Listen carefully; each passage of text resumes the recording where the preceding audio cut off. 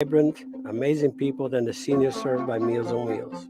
As a volunteer, you deliver a hot, nutritious meal and a friendly hello to someone just like your mother, grandfather, or next door neighbor. These seniors are inspiring people with incredible stories to share, and they love to see you. The smiles you get back are priceless. Delivering with Meals on Wheels is easy, and you don't have to drive like me for it to be quick. You can volunteer your lunch break once a week or just once a month. With 1 in 6 seniors facing hunger and many more living in isolation, your lunch break can make a real difference. So, America, let's do lunch. Volunteer your lunch break at americaletsdolunch.org. This message brought to you by Meals on Wheels America and the Ad Council. Okay, Simon, what are you wearing right now? Nothing. That's right. And what do people normally wear? Clothes. Exactly. So now Mommy's going to teach you how to dress yourself. Clothes keep us warm, they look good, and if we go out without them, the neighbors will talk. So it's important to know how to get dressed. Here's how it's done. Underwear always comes first, name tag at the back, then pants, then shirt. Get the first button in the right hole or you have to start all over. If you're wearing a tie, it goes over, round, through, and pull tight. Tuck your shirt into your pants and zip up your fly. Socks going first, then shoes right on right, left on left. With shoelaces, just take the ends, cross them over, switch the loops. The rabbit goes down the hole, pull tight, and you're left with bunny ears. I love bunnies. Good to know. Now remember, spots don't go with stripes, socks don't go with sandals, and if you've tucked in your shirt, wear a belt. Got it? Why are your pants on your head? Most parenting is hard to do in just 2 minutes. But spending just 2 minutes twice a day making sure they brush their teeth is easier and could help save them from a lifetime of tooth pain. For fun 2-minute videos to watch while brushing, visit 2min2x.org. That's 2min2x.org. A message from the Partnership for Healthy Mouths, Healthy Lives, and the Ad Council. So you see, son, good manners are very, very important. Someday, many years from now, when you're a grown-up, you'll be a man. And when you are, you should be a gentleman. Do you want me to go through it one more time? Yes. Yes, please. Yes, please. Exactly. Always say please, thank you, you're welcome, and excuse me. Sit up straight, hold doors open for ladies. If a door's shut, then knock first. Don't burp, don't swear, don't speak with your mouth full, don't reach across people's plates, keep your elbows off the table. What table? And don't interrupt. While we're at it, don't stare, don't use foul language, don't call people names, but do remember people's names. Always share your toys, play nice, and cover your mouth when you cough or sneeze. On the bus, give up your seat to anyone who has trouble standing. Bottom line, treat others the way you'd like to be treated. Got it? Got it. And stop picking your nose. Most parenting is hard to do in just 2 minutes. But spending just 2 minutes twice a day making sure they brush their teeth is easier and could help save them from a lifetime of tooth pain. For fun 2-minute videos to watch while brushing, visit 2min2x.org. That's 2min2x.org. A message from the Partnership for Healthy Mouths, Healthy Lives, and the Ad Council. Hey, there he is. How's it going? I'm having a stroke. Are you going to shake my hand or what? I'm having a stroke.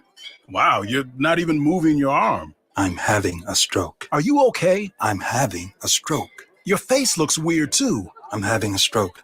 Are you having a seizure or something? I'm having a stroke. When someone is having a stroke, they may not be able to say it with words, but their body language will tell you loud and clear. I'm having a stroke. You just need to know the sudden signs. Look for FAST, F-A-S-T. F, face drooping. A, arm weakness. Or S, speech difficulty. Then T, time. Time to call 911 immediately, because the sooner they get to the hospital, the sooner they'll get treatment. And that can make a remarkable difference in their recovery. Know the sudden signs. Face, arm, speech, time. Spot a stroke fast. Visit strokeassociation.org. Brought to you by the American Stroke Association and the Ad Council. The average time a resume spends on an HR manager's desk is 7 seconds, and most of them are tossed aside. Now imagine if one of those resumes belonged to Yasmin, who was living in a shelter, juggling 3 jobs. I had to be resilient. That's something that you can't teach. Or if that resume was from someone who worked 12-hour shifts at the recycling company with my dad, who's 72. That taught me a work ethic that I carry with me every day. We rely so much on a resume, yet it could never tell the full story of someone. Growing up where I did, a lot of things could have gotten in the way of my goals, but I learned to push through, and that's what I bring to work every day. So maybe it's time we look beyond the resume and look to Grads of Life. Discover new ways to develop great talent that are so much more than what's on paper at gradsoflife.org. A public service announcement brought to you by Grads of Life and the Ad Council.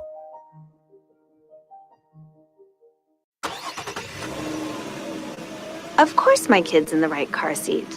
Well, I think he is. Yeah, my kid's in a booster seat. He was ready to move up. He is ready, right? Her car seat looks like the right size. There are probably rules on when to move up to a booster seat, aren't there? Rear facing, forward facing. I think I have it right. Car crashes are a leading killer of children 1 to 13. Are your children in the right car seat for their age and size?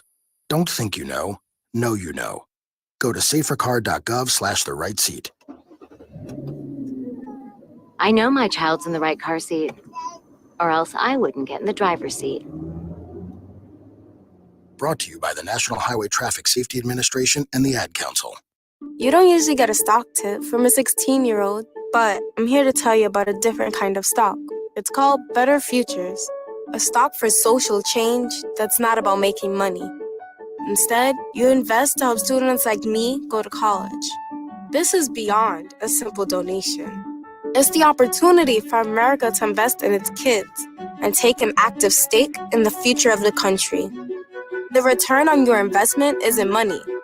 What you get back is knowing you protected our potential.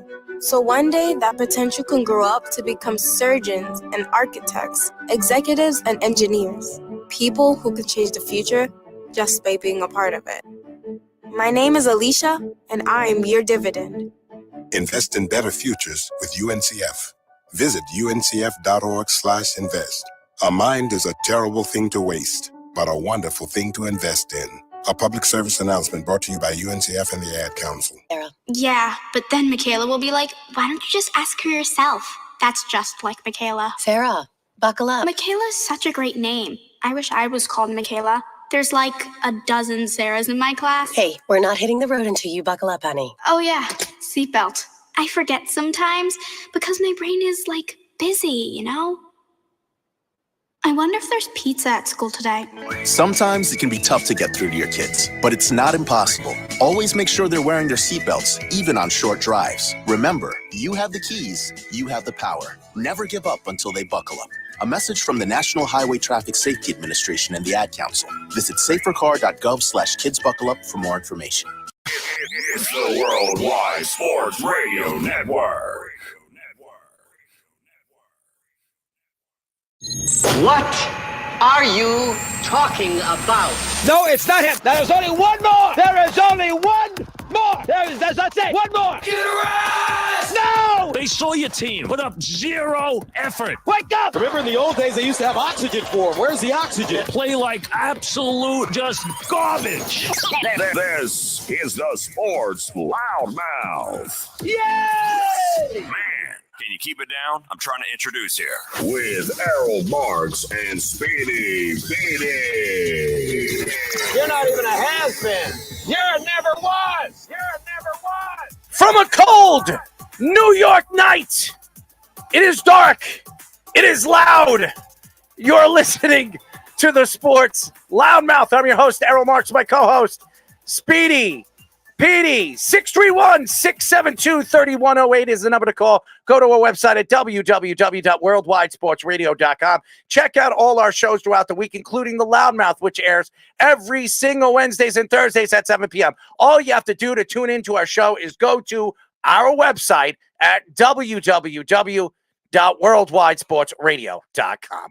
Speeder, what's up, man? Well, let me just lean in a little bit, so I could do the show like Kadarius Toney. Lean back. I have to lean forward, so I'm past the line of scrimmage like Kadarius Toney. Just kidding. I would never cater anything that bonehead does. Oh, really? What makes him a bonehead? I don't know. Lining up offsides on a pretty crucial play of the game, and then not even referencing to the referee.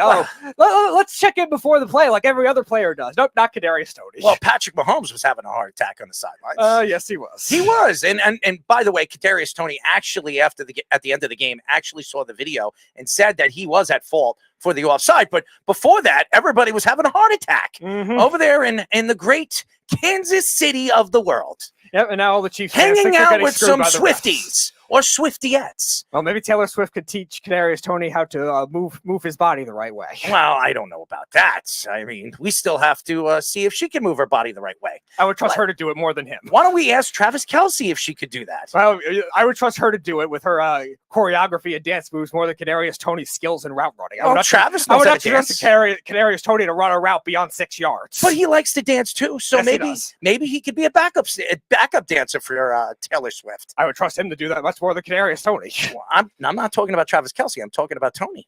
Oh yeah, maybe Jeff will do it. Jeff loves. I do not want to see Jeff human dance, joystick. Okay, no question. And by the way, I'm not a big fan of the human joystick. I don't think any Giant fan is, but I'm not a Giant fan. So I guess no New York fan has ever been a big fan of Kadarius. No. The Kadarius Toney, what he is in the human joystick is if you have a video game controller and the analog stick breaks. That's Kadarius Toney.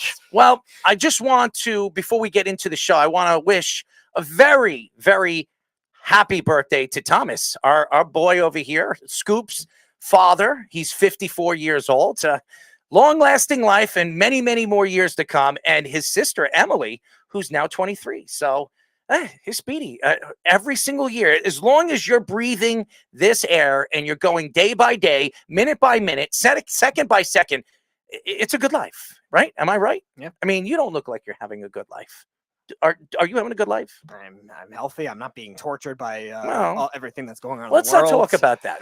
Let's just lean away from that. I mean, you like to lean forward. Let's lean back on. No. Kadarius Toney likes to lean forward. But I was leaning Yeah, forward. I was doing an impression of him. Well, okay. Anyways, we have a great show lined up for you guys. At 8:30, we'll be talking to former Brewers. Yes, reliever and current Bally Sports Wisconsin studio analyst Tim Dillard. He will be joining us for the first time on our show. And at 9 o'clock, we'll be talking to 9-year NFL defensive tackle Shaun Smith. Obviously, if you guys don't know who Shaun Smith was, he was a good player, played for 9 years in the NFL, defensive tackle, played in 2004 to 2012 for the Bengals, Saints, Browns, Titans, and Chiefs. So we will obviously get into the Chiefs and what he thinks the Chiefs are going to do this year, moving forward, going into the playoffs. And by the way, the Chiefs are going to make the playoffs and they're going to be competitive. I didn't think in the beginning of the year they were going to make the playoffs because I thought the division was going to be much better than it is. But again, I was wrong about that. Dodgers signed Shohei Ohtani for 10 years, $700 million, the largest contract in North American sports history. I have a lot to say about that. Oh, my God. Ex-MLB outfielder Cameron Maybin says that the Yankees would get more big-name free agents if they got rid of their facial hair. The policies are wonderful with the Yankees, aren't they? The Patriots and Bill Belichick will officially part ways after the season. This is a great story, by the way. And I'm going to hold out and definitely get into this tonight because there's a lot, because I do believe Bill Belichick will still coach moving forward. I don't know where he's going. I predict the Chargers, but it's definitely an interesting story. And maybe they know something with Mike Vrabel. Maybe he will be available in the offseason from the Tennessee Titans. Andy Reid and Patrick Mahomes take shots at the NFL and the referees, after an offsides call against Kadarius Toney that cost the Chiefs the game. Oh, I can't wait for this one, too. The Pelicans have reportedly told Zion Williamson his diet and his conditioning needs to improve, and Zion doesn't listen. Oh, man, it looks like he's on his way out. Draymond Green, I'm not surprised about this story, ejected again for taking a swing at the Suns center. I'm going to say this, Nurkic. So we will get into that a little bit later in the show. There's a lot to get into that. Let's get into the Shohei Ohtani thing because this is the big story. This is a story that stands out more from all the rest throughout the week in baseball, basketball, hockey, and football. Shohei Ohtani announced on his Instagram on Saturday that he will be signing with the Dodgers. The deal is 10 years, $700 million. The largest contract in North American sports history. There was a belief that Ohtani was going to sign with the Blue Jays on Friday because he was traveling to Toronto. But those reports turned out to be false. And he was also at his home in Southern California. In a unique clause, Ohtani has deferred $680 million of his $700 million of his guaranteed money to be paid starting in 2034, leaving leeway for the Dodgers to sign other big names in free agency. Ohtani will receive $2 million in each year of the 10-year deal, expecting to get a lot more in branding money. Ohtani's agent also mentioned this deferral will save them a lot of tax money, with California tax laws being rough. Ohtani's $70 million per year is the fifth largest in sports history, and his $700 million is a total earning is the largest in sports history. First of all, there's a lot of, I guess you could say, levels we can attack this. The first level is Ohtani deserves the money. He is the best player in baseball. He's been the first successful pitcher / power hitter since Babe Ruth. Is he Babe Ruth? Well, if you average or look at his numbers and compare him to Babe Ruth, they're very similar. Now, I sit here, and I know there's a lot of Ohtani fans, and a lot of people have taken shots at me because I still, in my eyes, think Ohtani isn't the best player in baseball.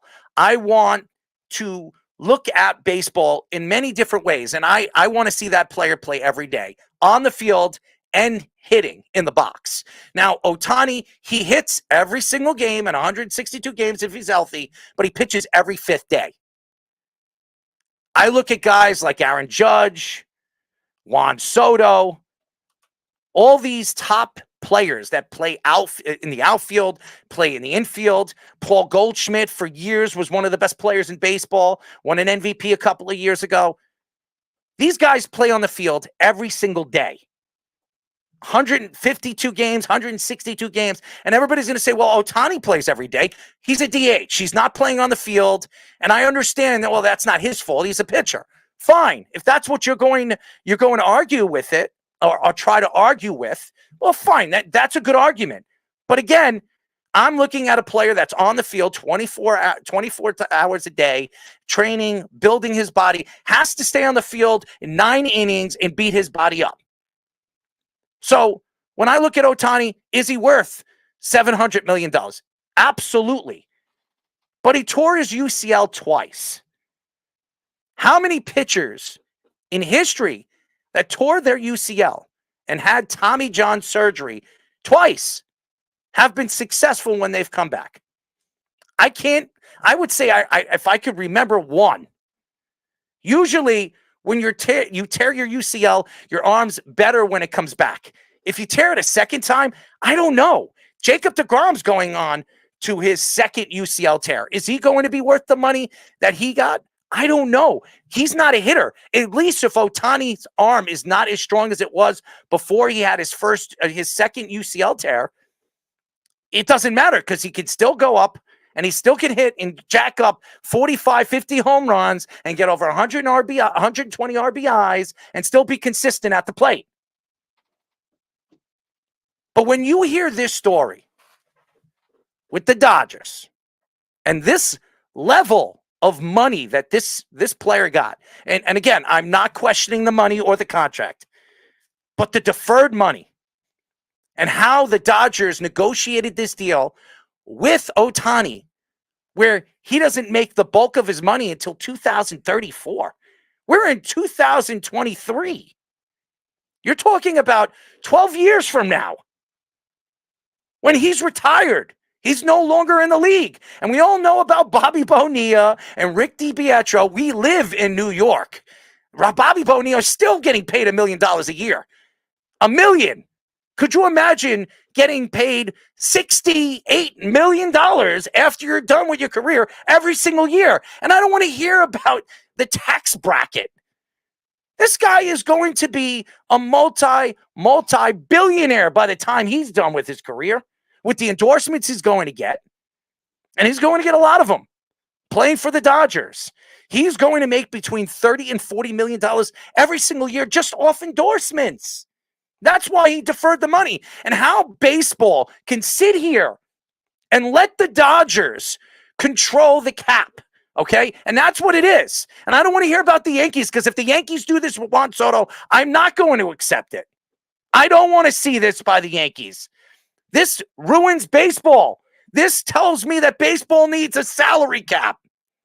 If they're finding ways to get players, now all of a sudden, the Dodgers don't have to worry about Ohtani's contract for the next 10 years. He's getting paid $2 million on the cap. And what could the Dodgers do now this offseason? They can add Yamamoto. They can add Blake Snell. They can add Hader. And now that teams see all these rich teams, like the Red Sox, like the Mets, like the Yankees, you name it, all the money that they can defer now, like Juan Soto. Juan Soto's, they're expected, and it is expected, he is going to get between 12 and 14 years worth about $575 to $600 million. If the Yankees know that the Dodgers can get away with this deferral, why can't the Yankees do it? And why don't you think the Yankees aren't going to do this? This hurts baseball. This doesn't make baseball better. If anything, this is going to affect baseball and these lower market teams. They created some kind of luxury tax, because if you go over the luxury tax, you have to pay a tax which goes to the other teams that can't afford players, where they can use that money for their own players or free agents. Now that you could defer money and hide money, that's what I call it. You're pretty much hiding money. How does this help baseball? How does this help the cap? And I understand, and I spoke to Josh a couple of weeks ago about this, and he said baseball will never have a cap. They'll never have a cap. But knowing that this is going on, when the new CBA comes up, how could Rob Manfred or whoever is the commissioner of baseball, Theo Epstein, whoever it is, whenever that comes up, how are they going to accept this? How does this work for baseball? And again, that's why when you look at the NBA, you look at the NFL, and you look at the NHL, there is a cap. There's a certain salary cap that you can spend, that you can obviously throw your money into a certain amount of players or a certain amount of money to those players. Now you look at this, Shohei Ohtani's making the biggest contract in professional sports history. It is a huge contract, and now they don't have to worry about it. It doesn't matter anymore, because for the next 10 years, let's see, 2 times 10 is what? He's making $20 million from the Dodgers. It just doesn't make sense. And again, baseball has to look at this. Now, I don't think it's cheating, okay? Because just like the Patriots in the past, they find ways in the rule book that allow certain things to be accepted, and they can get away with it. They're not the first team in other sports to manipulate the salary cap. No. The Broncos did it in the 90s. Tampa Bay just did it recently, too, the Lightning. And there's other teams that have done it probably in sports history, too. So it's not the first loophole. No, and again, when you look at this is a genius move by the Dodgers. I am not taking shots at the Dodgers. They're a smart organization. They're not a dumb organization. They know what they're doing. But the fact that baseball could sit here and say, oh, this is okay, and now they can add Yamamoto. Yamamoto can make probably between $250 to $300 million, like Josh said. They could pay him whatever he wants now, because they don't have to worry about that Ohtani deal until 2034. Yeah, it's an approach I'm surprised a lot of these other teams haven't taken, too. I was reading, like, there was a list of probably only 5 players or 6 players that I can remember. They said since they put that deferral rule in place that have done it. Max Scherzer was the biggest one when he signed with the Nationals and deferred a lot of his money to the back end of his contract. That's why the Nationals were still able to pay a lot of players. They lost Bryce Harper. They're still able to pay a lot of other players and make those trades, too. And I'm surprised a lot of the other teams didn't try that kind of approach, because like you're saying, that should help these other higher market teams be able to strive. Why couldn't the Mets do that kind of thing? Why couldn't the Red Sox, like you were saying, do that kind of thing where you're not stuck with these bad contracts down the road? How long did it take the Red Sox to get out of that David Price contract and Pablo Sandoval and all the other bad contracts because they had to pay it up front? If they deferred it to the back, they wouldn't have those kinds of problems. And I'm surprised that these other teams are not approached. Like you were saying, the Dodgers were brilliant and all that. It's one of the most brilliant contracts for getting a player of that magnitude, who, like you said, does deserve the money for being just transcendent for the game. Shohei Ohtani, $700 million.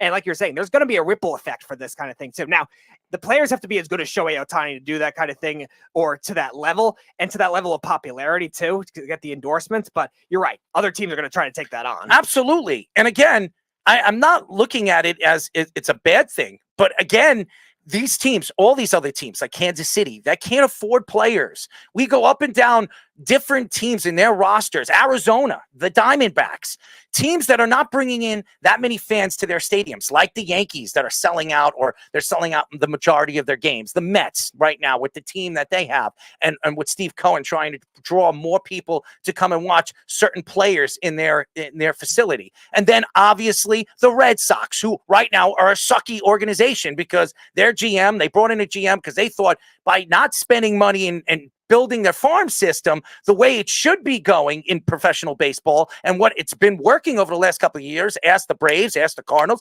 ask the Houston Astros. It has worked, okay?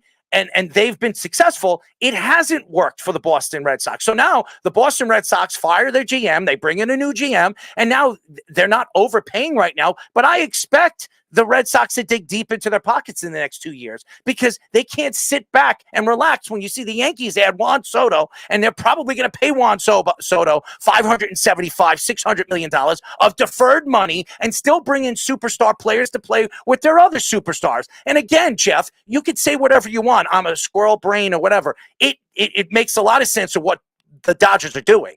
They're helping right now. They're helping the luxury tax for themselves in their organization. Mm-hmm. What they're doing is they're paying a player $2 million a year, and he's arguably the best player in baseball, like your fat ass says. Okay.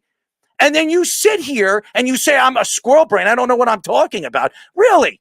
I think I know what I'm talking about. I'm looking at the Dodgers right now. They're probably going to add Hader. It looks like that's going to happen. They're right now negotiating a deal. That's probably going to be closed by the end of the week. And then Yamamoto, which Yamamoto said probably before Christmas that he wants to be signed by a team. Expect the Dodgers to land Yamamoto in the next 2 or 3 days. So you and Snug are a bunch of idiots. And by the way, I understand why you're idiots. You're Boston Red Sox fans. John Ferris says $50 million in endorsement. It's probably going to be more down the road too once inflation comes into effect too, and maybe with Japan with the currency things. And that's the other thing that makes the tax thing also brilliant too, because the tax money that Shohei Ohtani is going to take in when he has to pay all that money, he doesn't even have to reside in California at that point, because 10 years of his contract then he retires or he goes to another team. He could go to a state that doesn't have the state income tax, like Florida or Texas or something like that. They're going to manipulate everything. And that's why he's only going to stay with the Dodgers if he does play out 10 of those years, or if he retires before that, to not have to pay those kind of money either, where in $2 million with the luxury tax is not going to be as much. You know what's so funny? People like Jeff, they call us squirrel brains and everything like that. Wasn't Jeff the one that told us he was going to Toronto when he was signing with Toronto on Friday? Wasn't he the idiot that came out and said, hey, by the way, everybody, yeah, Jeff was the one opening his big fat mouth thinking that he knows everything because he doesn't know crap. And what does he do? He flies. He wasn't even over there in Toronto. He was hanging out at home, getting ready to sign a 10-year, $700 million contract, which is deferred by the Dodgers. Mm-hmm. So great move, a great explanation and great thoughts over the last week, Jeff, knowing and not knowing because you think you know everything. There were a lot of people that were duped on Twitter on Friday with there was this flight plan of Ohtani that was allegedly show him being tracked to Toronto, like Jeff was saying on the phone with us. There's this sushi restaurant with Yusei Kikuchi who signed over there last year, and that they got duped by a flight plan. And then John Morosi obviously apologized for that report being false. He was always in Southern California the whole time, and obviously ended up signing with the Dodgers the next day. Everybody wants to find the next story, okay? Sure. And Josh, I understand what you're saying. I understand it. Baseball is not going to have a salary cap. But again, when you look at this situation that's happening with Ohtani, how could you not look at this when the new CBA comes up and argue this? How could any team sit here and watch the Dodgers land arguably 3 or 4 players worth about $1 billion, and one of them that's not even going to go? He's not even going to get paid $700 million for the next 12 years. And he's sitting here and he's laughing to the bank because guess what? Ohtani's still going to make his money. And the team's still going to dish them out the money in the long run. They're still going to make billions and billions of dollars for the next 10 years on endorsements and shoe deals and jersey deals and hat deals because Ohtani's on the team. And they're going to make back the money that they're paying him, and they don't have to pay him for 12 years. And by the way, they're still going to add superstar player after superstar player after superstar player. And if they win 3 championships and they defer the money and they still make all that money back, what are they doing? They're laughing to the bank. like. Yeah, baseball is in a weird spot with judging a salary cap versus not, because their main problem is more payroll discrepancy issues, both team to team and also with the players on each roster too. There's a drop-off of veteran hitters that are going to get paid. We've seen that the last really decade or so, where especially if you're a right-handed hitter, you're not going to get that kind of money. That's why it took some of these older guys, like a lot of the Yankees hitters last year, LeMahieu, Donaldson, guys like that, got paid way less than expected on their second contracts for that kind of thing. And you're seeing that kind of effect where they're paying the top young guys right away. Somebody like Ohtani, who's 29 years old, entering free agency, gets all that money. Soto's going to get that too with the Yankees or somebody else. Let me tell you something. And I'm reading all these guys and what they're writing, and it's ridiculous. I could care less if it was the Dodgers, the Yankees, or the Red Sox who's doing it. I don't like it, even if it was the Yankees. And by the way, if the Yankees do this with Soto, which they probably will now because they know they can get away with it, I'm not going to accept it. As a Yankee fan, I'm not going to sit here and say, oh, I don't give a crap after the Dodgers did it, and I don't like it because it's manipulating the game. It's making the game worse. It's not helping the game and the growth of the game. And baseball is starting to pick up. It's starting to build some new youngsters, new young fans to come and want to play baseball throughout the world, including the United States, which right now, the number one sport in the United States is football. Even though their parents don't want them to play, they want to play football. They want to be the next Tom Brady. They want to be the next Peyton Manning. They want to be the next Sauce Gardner, Darrell Revis, whoever, Charles Woodson. Baseball has been depleted over the last, I would say, 15 years because of the whole steroid thing, because Bud Selig allowed it when it was going on in the 90s because they were trying to save baseball after the strike. And then all of a sudden when it came out and the politics got involved with it, with the senators, the Congress, and the House of Representatives, when they got involved with it, they threw baseball under the bus when baseball was finally picking up the pace and getting back to what they were before the strike. And again, you look at baseball as well, like trying to get the TV deals intact, get the social media deals intact. We were talking about that when we had Scott Braun on the show. Like, they don't do enough pushing their stars and pushing those other aspects of the game that should be pushed more out. That's why they're losing popularity to a lot of these younger fans too. And like you said, it's fans in smaller markets that are going to lose value if their team is not good for a very long period of time. And we've seen teams have to go to that measure in order to come back and be relevant again. The Astros did that. They were so bad in the beginning of the 2010s for 5 years. The Cubs, the same kind of thing. Then they got good after that because they were so bad for so long. But at the same time, that's also not going to help attract new fans too, just based on an unknown. Josh also says, I think the Dodgers will get Yamamoto, Glasnow, and Hader, so that'll help the Dodgers. At least, I guess teams now will have to be worried later. If they win a World Series, they won't care. Salary cap will never happen. MLBPA will never accept it. Plus, most of the franchises have TV market deals. That'll make up funds. It'll just be stiffer penalties for that, and the cap will never be enforced. And there's no question it probably won't ever be enforced. But again, teams like Oakland and Baltimore and Pittsburgh and Tampa and Cleveland and Washington and Kansas City and Cincinnati and Miami and Arizona and Detroit and Milwaukee, all these teams are sitting back and saying, hey, wait a second. If this team, if the Dodgers are doing this and they're manipulating the game and manipulating the luxury tax, how are we ever going to win?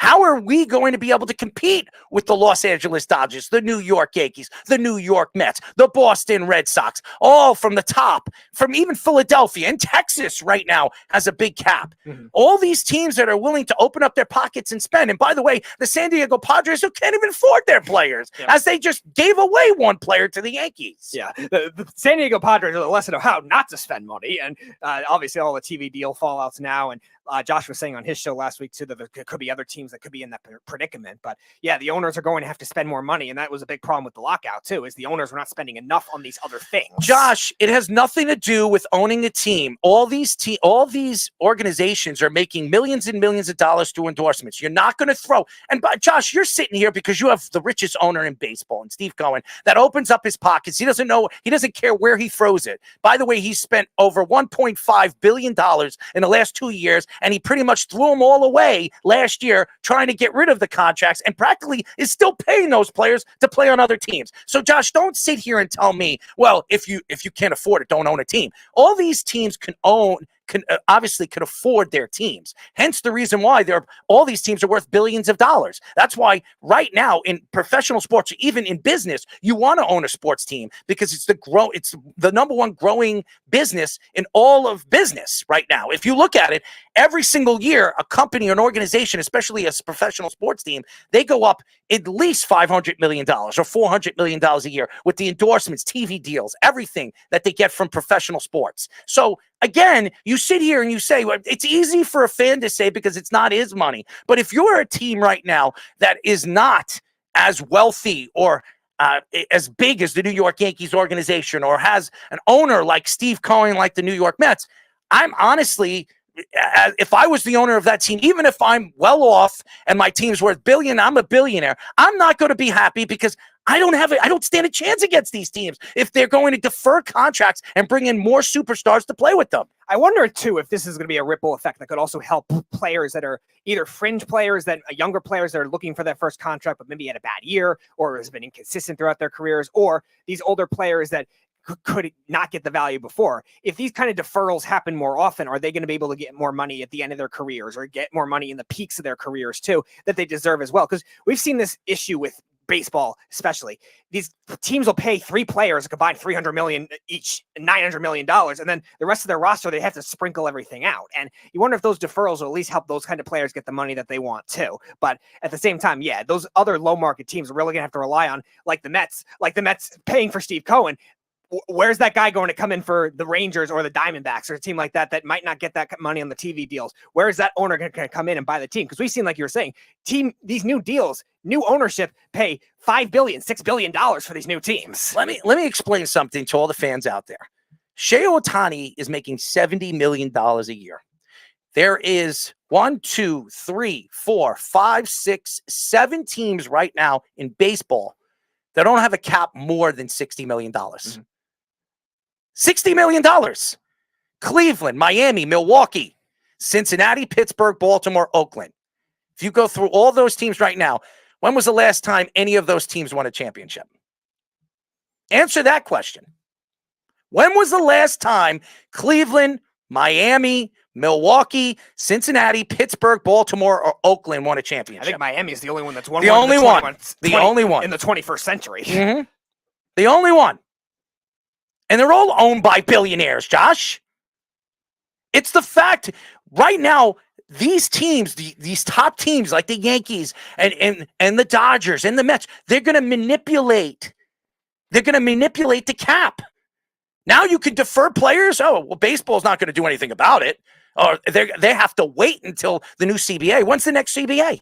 No, they just had one. So all right, so for a while. 5-6 years from now. Mm-hmm. So now you're looking at the Dodgers, the Yankees, the Red Sox, all the top teams on the top of those on a list right now. The Mets right now, Philadelphia, the Yankees, Atlanta, Texas, Houston, Chicago, St. Louis, San Diego, and Boston. All 10 of those teams are laughing to the bank. You know why? Because they can defer. They can bring in whoever they want, defer the money. Oh, you know what? I'm going to I'll pay Juan Soto $1 billion. But guess what? We'll defer it until 2044. And we're still going to bring superstars to play with him. Who cares? That's a championship after a championship after a championship. Yeah, and these other teams, these other newer teams are going to have to use more creative concepts to either find another loophole in the CBA, another rule that maybe we're not thinking of right now. Just think, Speedy. If you look at it this way, the Dodgers deferred the money. In 12 years, when they have to start paying him, do you know how much money they're going to make? If they win one championship, how much they're going to make off that one championship? You're talking about billions. That $700 million contract is going to mean nothing to them. Yeah, and the luxury tax whammy at that time might be half of what it is now, too. So they might even have to pay as much. It's horrible. This ruins baseball, okay? And I know Josh keeps saying there obviously is not going to be salary cap like we see in basketball and football and hockey. We're never going to see that in baseball because the players union is never going to allow it. I understand that, but something needs to be done with this. Something needs to be decided in some way, shape, or form. If you're a professional baseball fan, if you're an MLB fan, if you love baseball as much as I actually love baseball, how could you sit here and accept what the Dodgers just did? Yeah, you look at the payroll discrepancy with across the league too, because there's going to be some major differences too, and you would hope this kind of effect garners more players to be able to get more money down the road. Like we were talking about the dilemmas of what to pay these pitchers, especially now too. These older pitchers, Aaron Nola just got a big contract from the Phillies, and now we're trying to figure out Blake Snell. We're trying to figure out Sonny Gray got a big contract from the Cardinals, but we're trying to figure out all these guys that would have normally not got paid in the past too, and now they're. A lot of these contracts, these $25 million contracts are going to go to these other teams. So you would hope that more stars either pick different destinations or these deferrals are actually more strategic for these middle tier teams to stay competitive. Now the playoff format helps them stay competitive, but how much? All right. Who do we have on the phone? Jeff. Well, let's hear it. You know what to do if he says something stupid. Oh yeah. Yeah, Jeff. Oh yeah. Hang up because Earl will be sensitive. But anyways, you're looking at it from a skewed point of view. Because this helps them in the short term, but it hurts them in the long term because they will have Ohtani against their luxury tax or whatever the thing is for 20 years. So when that number keeps coming up, they won't be able to sign players to their current team when they're still doing that. He will count for, I think they said it counts, what does it count for? 42 million a year or something? It's a combined $680 million for that 10-year span. So it's $68 million a year. No. But that's not his number against the luxury tax, though. Okay, but the luxury tax at that time might be different, though, than it is now, because there is another CBA in between. I'm sure it's going to go up, but I'm also pretty sure that the Mets would like to have their $1.5 million back so they could give it to a relief pitcher currently rather than paying Bobby Bonilla. Well, yeah, of course. And that's the big problem. Right, so that's what you're not looking at. I am looking at it, but here's the thing. It doesn't help them in the long term. Yes, it does, because they're going to win championships and they're going to make tons and tons of money. They're going to have TV deals and CBA deals. Do you think they care about, Jeff, do you really think they care about the luxury tax 12 years from now? Do you really think they care? As we all know, the luxury tax will probably go up. So what do they care about this? They're the Dodgers. Money grows on trees with them. Right, but it won't help them stay competitive. All right, so let's say the Dodgers in the next 12 years wins 3 championships because of the Ohtani deal. 3 championships. Let's just calculate here. Every single year they win a championship, they make about, I don't know, a little bit over $1 billion because of all the shoe deals, everything that they're getting out of it. Okay.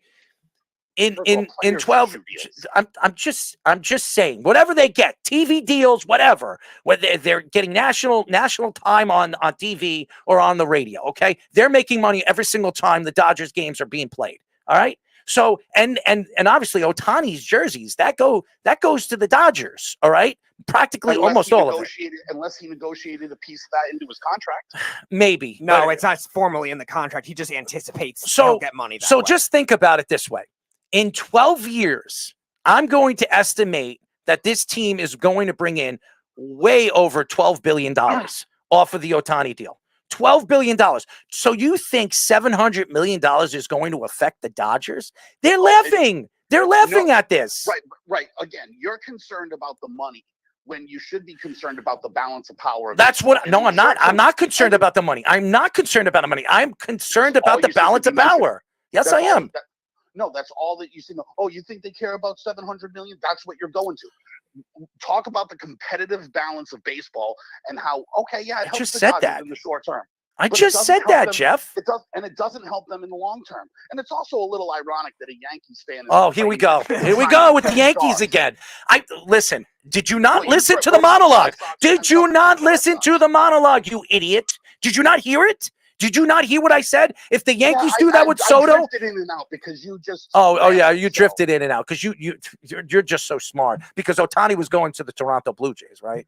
I was just repeating a John Morosi report. I wasn't fabricating. What are you kidding me? You called me up and you told me it's pretty a foregone conclusion he's going to Toronto. Did you not say that? Yeah, see, I said it seems like it is, and everyone was tracking the plane that turned out to be Robert Herjavec's plane, and I was just telling you what people were doing. Well, you got duped like many, Jeff. In Parm and Greenwich Village, so he's going to be a Nick.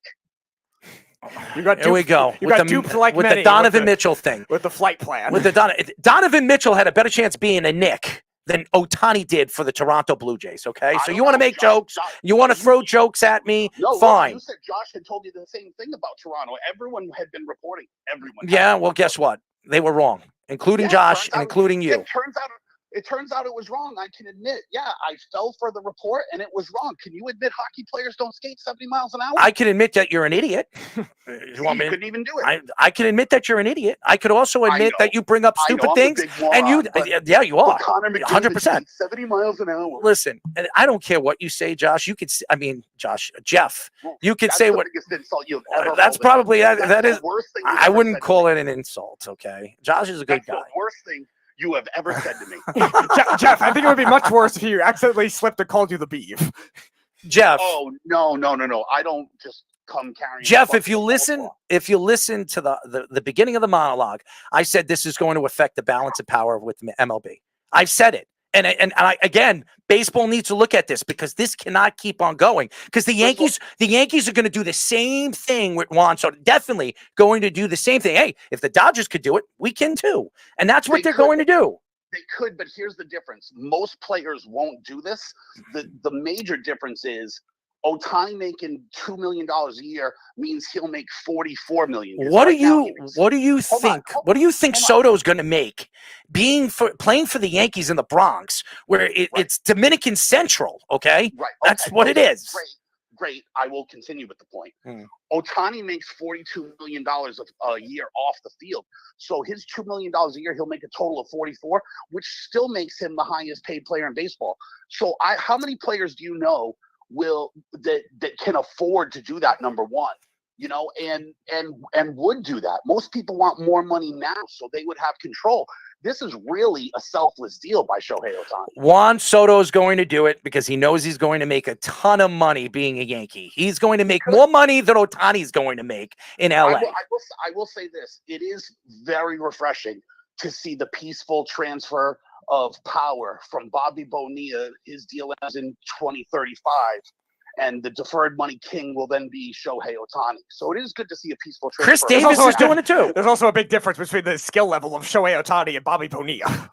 Not really. You know what's funny? Then you're not remembering how good Bobby Bonilla was good. He was good. Shohei Ohtani. He wasn't good as a Met. He was good as a Pittsburgh Pirate. Of course. Yeah. I mean, he went to the Mets. He was an absolute. That Pittsburgh Pirates team with Bobby Bonilla, Barry Bonds, and Andy Van Slyke. They were awesome. I remember that team. I remember Barry Bonds won 7 Gold Gloves in a row.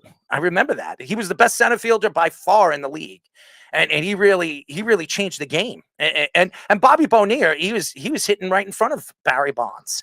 I remember that. Bobby Bonilla wasn't exactly chopped liver. It's not like he. No, I didn't say he was chopped liver. I just still think there's a good difference though between him and the player Ohtani. As Ohtani's going to be a transcendent player he's a two-way player doing this at a high level. It's amazing. It's almost like they paid him to be two different players. They paid him as a pitcher and a hitter. That's amazing. That's why he got the $700 million. Yeah, he got $700 million. He has a torn UCL, not once but twice. So let's see how he pitches when that actually heals. Because but that's the same as Carlos Rodon, and he got a good contract for all of his elbows. Carlos Rodon's not making $700 million.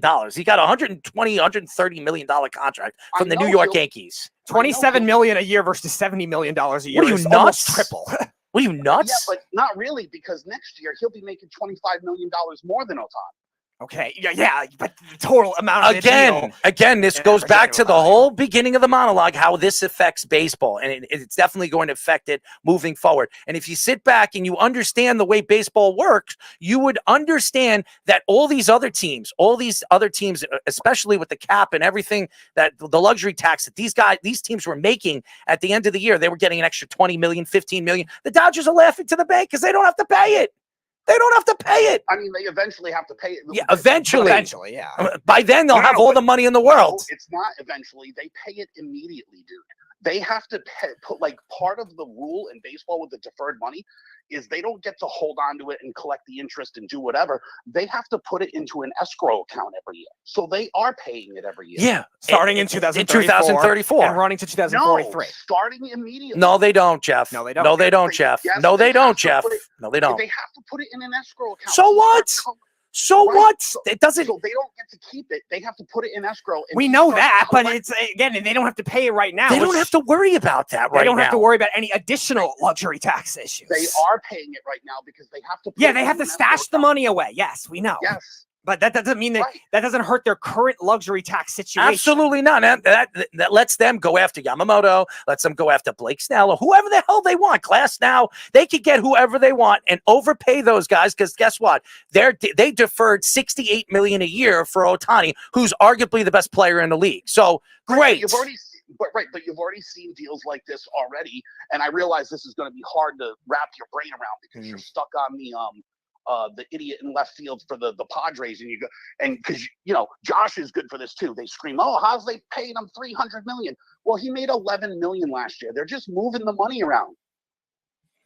Okay, and why is that any different for this year's luxury tax situation? Everything is independent. This hurts baseball. This absolutely hurts baseball. Now the Dodgers figured out a way where they can manipulate the game and the cap and everything so they can bring in players and not have to pay for it, not have to overpay for the luxury tax. But it's already been going on. Like Giancarlo Stanton's contract got more expensive as it went on and things like that. Why didn't the Yankees why did the Yankees defer Aaron Judge's contract? They didn't do that. And Aaron Judge, the endorsements that he's getting, he's on every single commercial here in New York. You don't live here in New York. Aaron Judge is on a ton of car commercials, Subway commercials, you name it, he's on it, okay? He's making a ton of money in endorsements. Did he really need $44 million or whatever he's getting from the Yankees? Right, no. But I can't imagine that he – yeah, and look, I don't know. And let me ask you a question, Jeff. Let me ask you a question, Jeff. That Aaron Judge makes the same off the field as Shohei Ohtani because he's international. He's got the world. Like, yeah, Judge has New York. Terrific. Mouth breathers. Shohei's got the world. First of all, last year, the three most popular players in the league were who? Shohei Ohtani, Carlos Rodon, and Josh Donald. Probably Rodon, or probably Ohtani, Judge, and Harper, I would guess. Yeah. Okay. Those are the three most popular players in the league. And if you don't think Aaron Judge is making money off of that, you're sadly mistaken. So Rodon must have been for it. Shut up. It was probably 400. You know what it is, Jeff? You sit here and you make jokes, you crack jokes, and this is my argument. This is a huge story, and people are sitting here and they're saying, "Oh, let's just push it under the rug until 2034." No, you're not going to push this under the rug because baseball, they found a way to manipulate the game and manipulate it because there's no cap. And that's why I think there should be. There should be a cap. If you want Shohei Ohtani, baseball should have like a $400 million, the $380 million cap. Okay, anything over that, you can't do it. You can't break that. So you realize 380. Whatever. I'm just making the number. I'm just all right. Let's give me a number, Speedy. 320 million. Let's say let's say 26 players. First of all, the 2 highest payroll in players. baseball right now is 280 million. All right. So give me a number. Highest. Give me a number. 250 million. Okay. All right. No, 225. All right. So All right. 225. All right. 225. You cannot spend over $225 million. How many players are on the bench? How many players you can have on a team? 26? It's 26 total, yeah. Like, depends. Are you counting the bullpen? And Yeah. Right, you have to count. Yeah, you have to count everything. So $26 million. You cannot spend over $225 million on 26 players. I think that's fair. Now, how do you manipulate that with the deferrals, though? Because that's the no, there's no deferrals. They have to. He's talking about changing the whole rule. Changing the whole rule. Get rid of the deferrals. Yes. Okay. I think baseball should have a cap. It's never going to happen because the players' union will never agree to it. But if you look at all the other three sports, they all have a cap. Why doesn't baseball have a cap? These guys are making. No. Yeah, they do. They have a cap. I mean, the NBA is very loose, but yeah. Sport that has a hard cap. How's that for you? Okay, the NHL, you're going to say, is the only one that has a hard cap? Only the NHL, because you can do cap over cash or cash over cap in the NFL.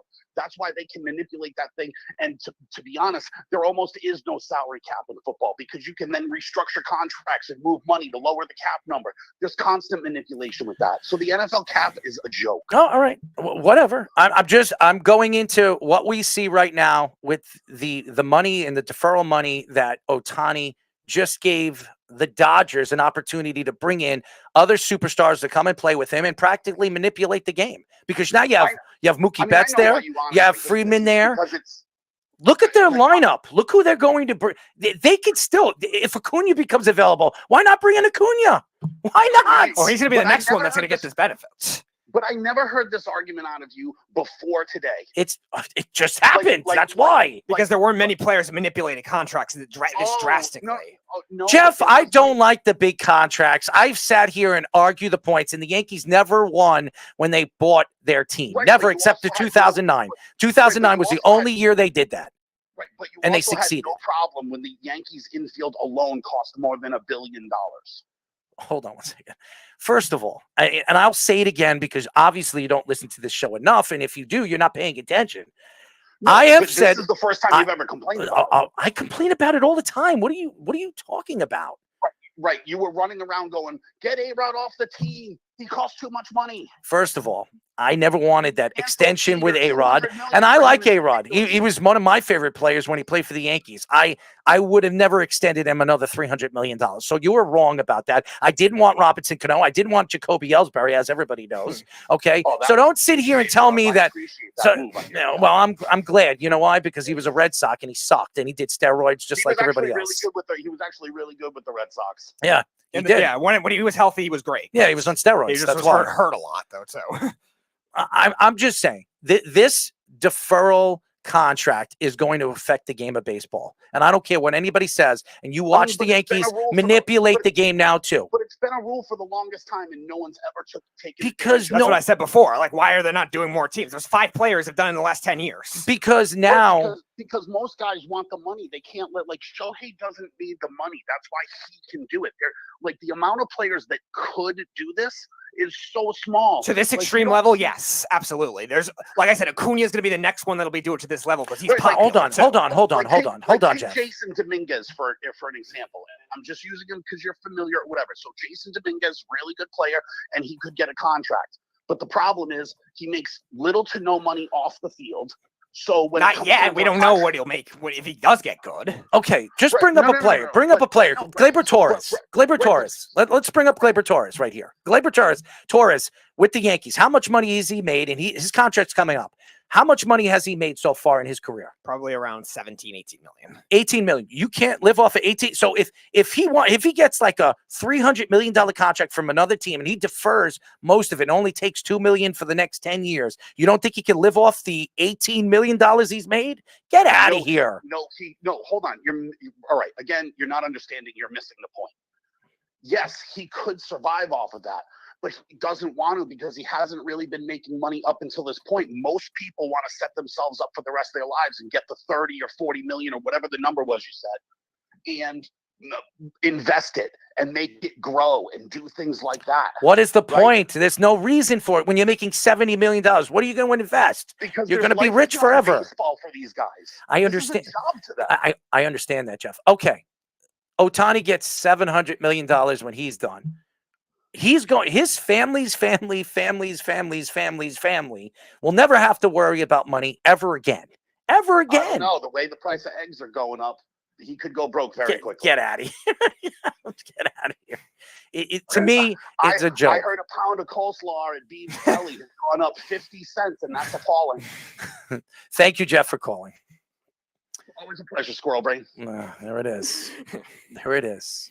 He's moved on from other insults. Now he's Squirrel Brain. I don't really care what he says. The fact is when you look at the league and you look at this situation and in this story, and yes, it's been around for a while. And why hasn't other teams do it? Why hasn't other players done it? I don't think it has anything to do with it. Nobody manipulated the game. The Dodgers probably reached out to Ohtani. You want Yamamoto? We'll bring your boy in here. We'll bring in whoever you want. You pick the players that you want. We know that you're going to make money off in endorsements. You're going to bring in at least $25 to $50 million a year just off endorsements. You don't have to worry about that money. It's going to come to you in the long haul. So he's looking at it and saying, I can live off of $25 million a year. I can live off of $40 million a year. Why do I need that money right now? My kids and my kids, my great grandchildren are set for life. And they're set for life. So he doesn't give a crap. And that's the way it is. When you're making that kind of money, when these guys are making that kind of money, now, I've said this again, we're going to see the first $1 billion quarterback probably in the next 10 years. Right now, you saw Patrick Mahomes just got a $500 million contract. And he's making like what? What is he making? 52, 53 billion a year? I believe that probably in the next 6 to 7 years, we're going to see a guy make almost $150, $140 million a year. Arch Manning. Whoever it is, whatever quarterback is the elite quarterback in the league, he's going to make that kind of money. It's ridiculous. And what do you do with that money? Really? LeBron James is laughing to the bank because LeBron James right now, he's worth billions. He became a billionaire like 7 years ago. Yep. And by the way, they were comparing LeBron James's money that he's made in the NBA, not endorsements, NBA, and somebody else's. I think it was Kevin Durant or Chris Paul. They put their money together on what they made together.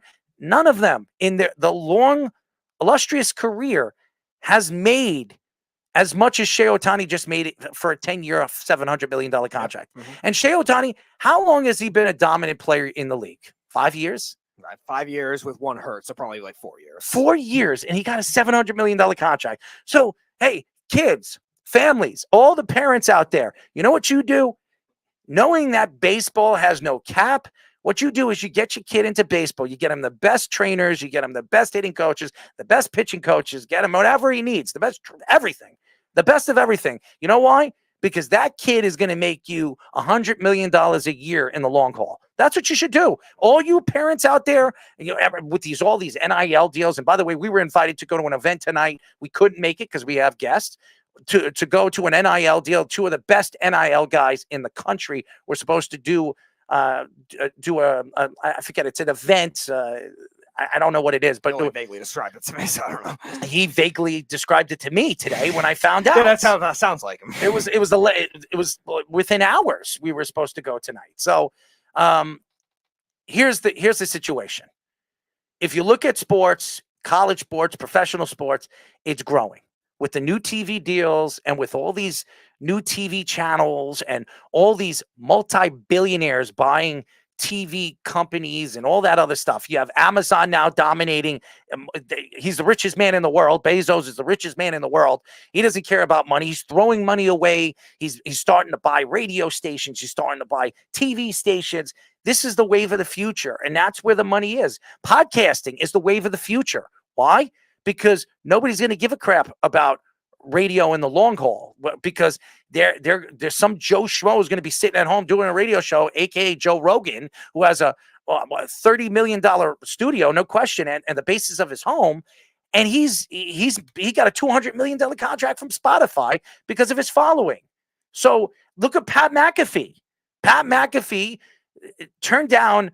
I don't know if it was DraftKings or whatever it was. He was offered $100 million from that company, turned it down because he wanted to go to ESPN, and ESPN's paying him $10 million a year. He's making less, but he always wanted to be and work for ESPN.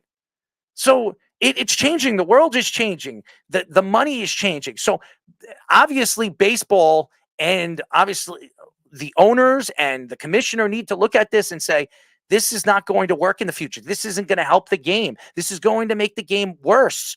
And you're going to see right now, the Mets, Philadelphia, the Yankees, Atlanta. I would take Atlanta out of it because Atlanta doesn't like to spend money. They really don't.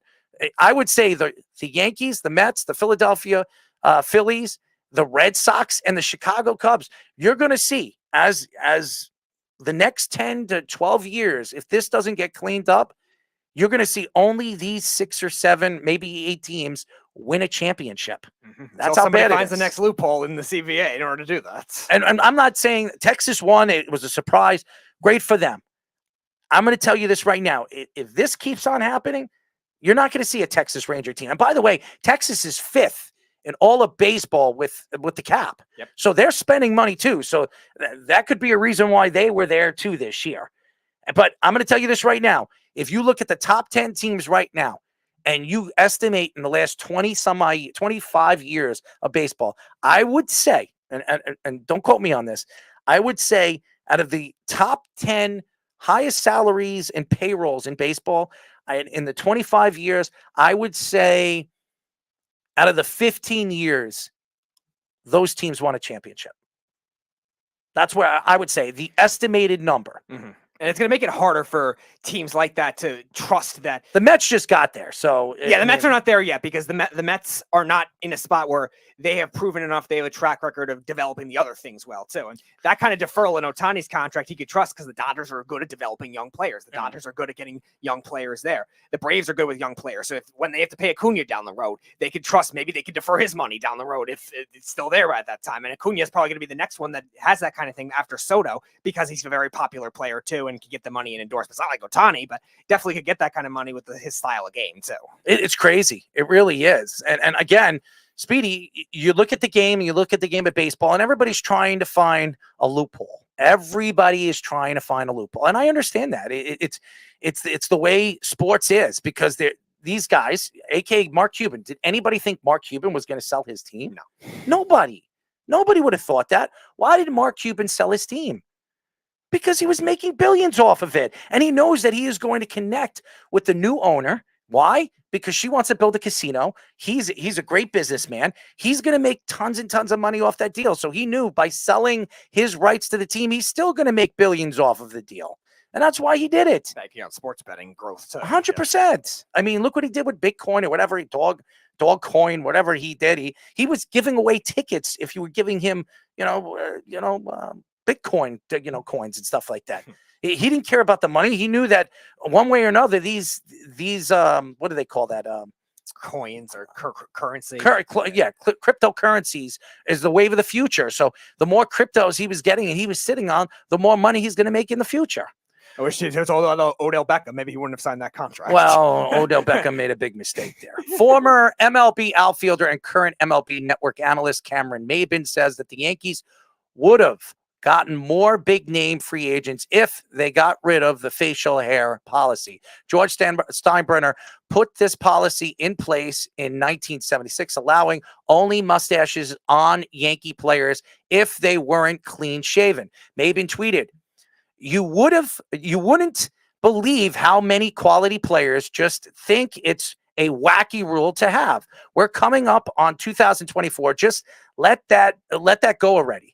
And I swear it would be more appealing. This statement comes 3 days after the Yankees traded for Juan Soto. Maybin played for the Yankees for 1 year in 2019. David Price and Andrew McCutcheon were two of the big names that took shots at the facial hair policy.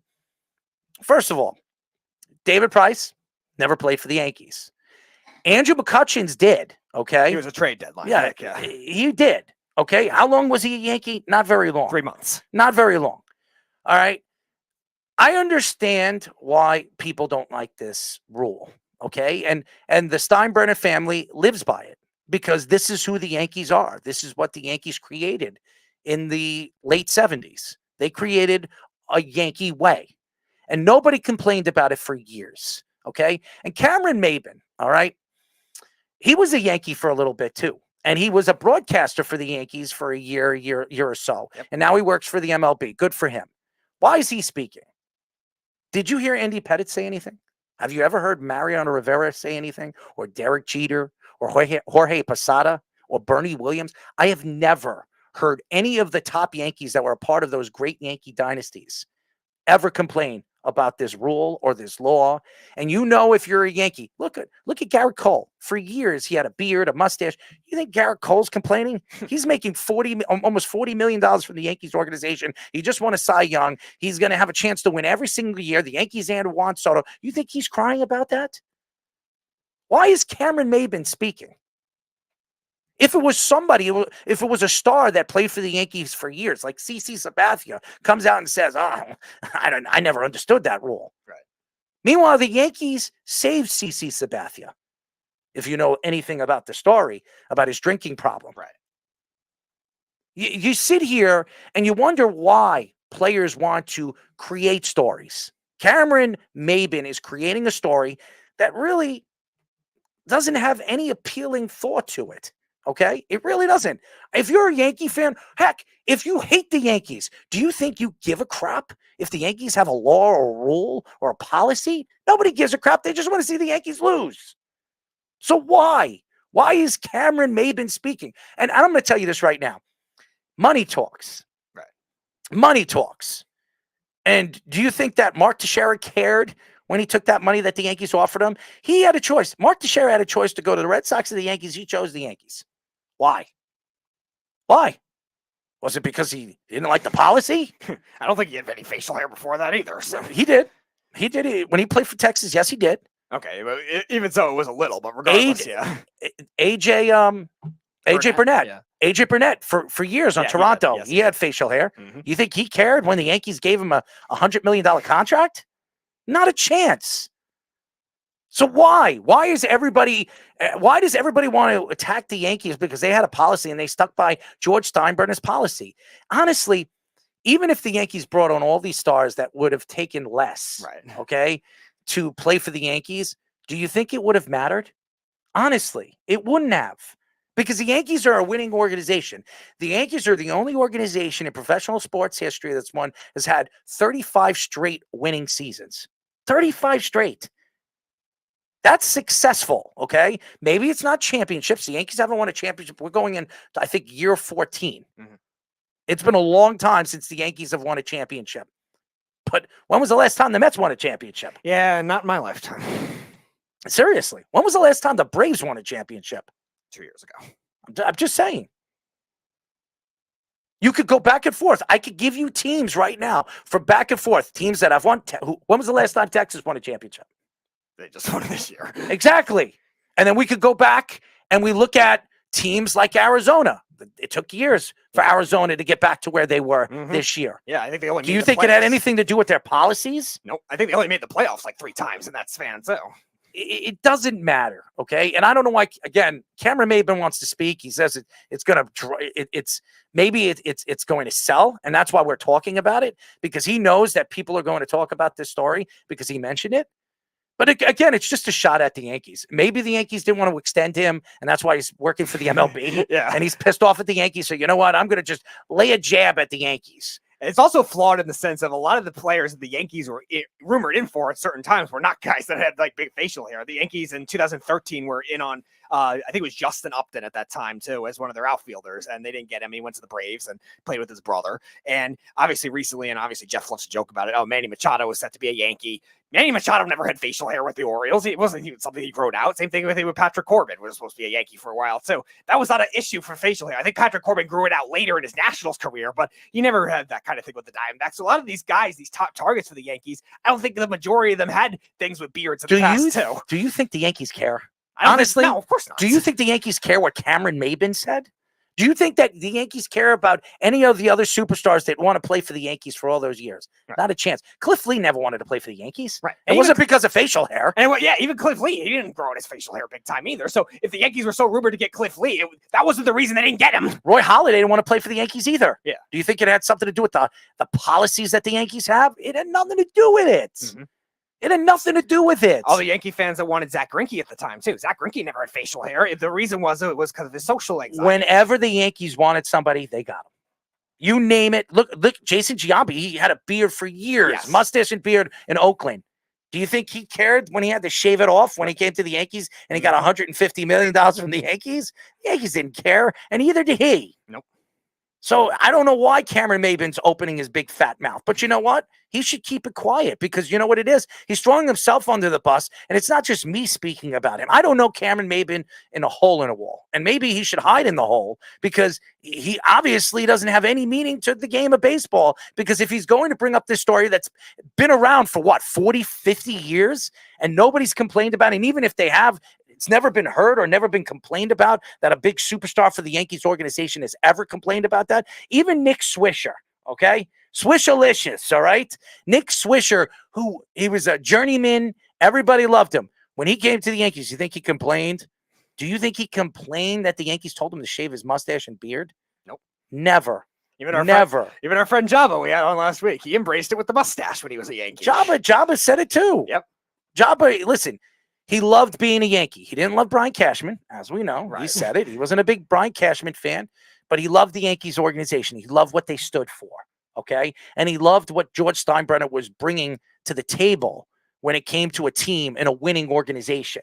So you could say whatever you want about not liking this and not liking that policy. That's not going to change what the Yankees are. And the Yankees are never going to change that policy as long as the Steinbrenners are running that organization. Right. No, even if other generations, George passes away and Hal's still doing it. So as long as it's not another name besides Steinbrenner, they're going to do it.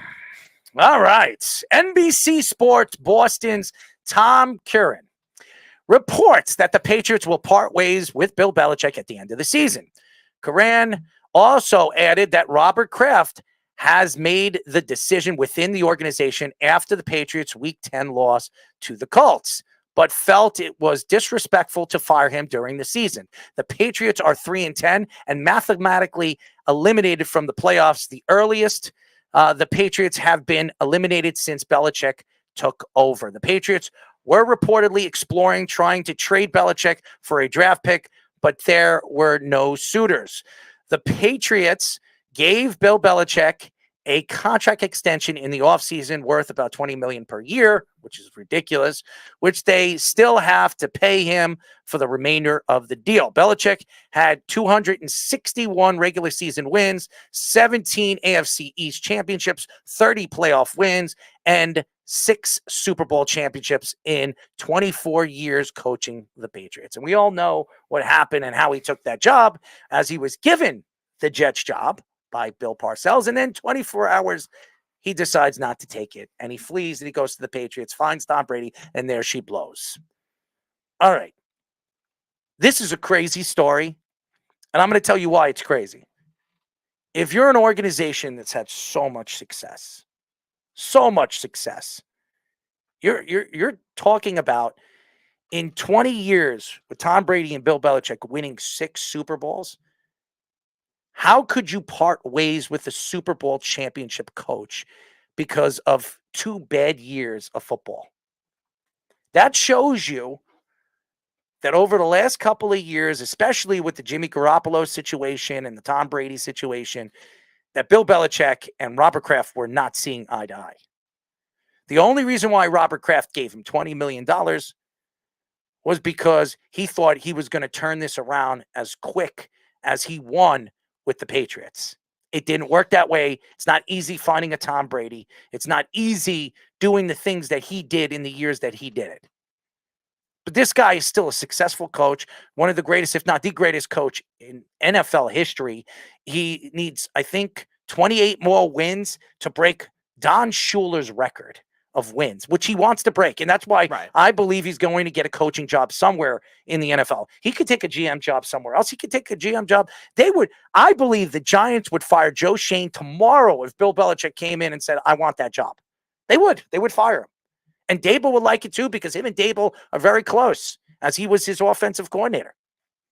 And he knows Nick Saban because he was Nick Saban's offensive coordinator in Alabama. So they have a very big connection. I don't think he's going to the Giants. I've been pushing and I've been saying this, and I will say it again. He is going to the Chargers because the Chargers have everything set up to win. They have Justin Herbert, who's out for the rest of the season, has a finger surgery.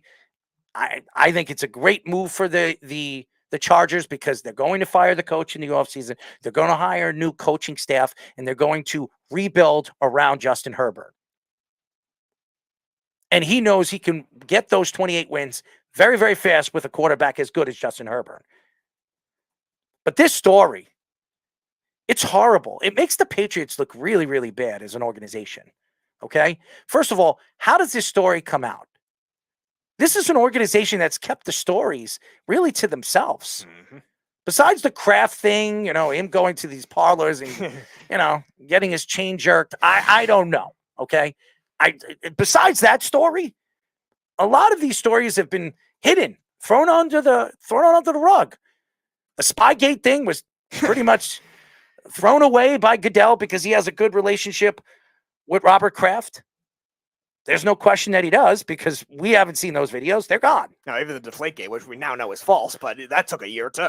That story with Deflategate was just ridiculous. I love talking about it because it was such a story and it was so funny. And Tom Brady had every right to be pissed off. Mm-hmm. He really did.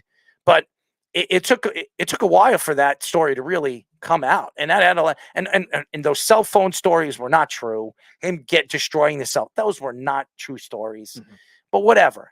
Obviously, the NFL wanted to attack the Patriots for what they did all those years with the Spygate story. And then there was all the conspiracy theories, the first game of that season, because Brady got to play and Belichick got to coach and all that. That there was the Patriots-Steelers game, the first game of the season. The Steelers having communication issues, and they were blaming the Patriots. When you look at this story, and maybe Mike Vrabel becomes available. Maybe he is. Maybe he becomes available. Maybe Robert Kraft is doing something under the table. He's speaking to Vrabel. They're going to trade a draft pick, and they're going to bring Mike Vrabel in.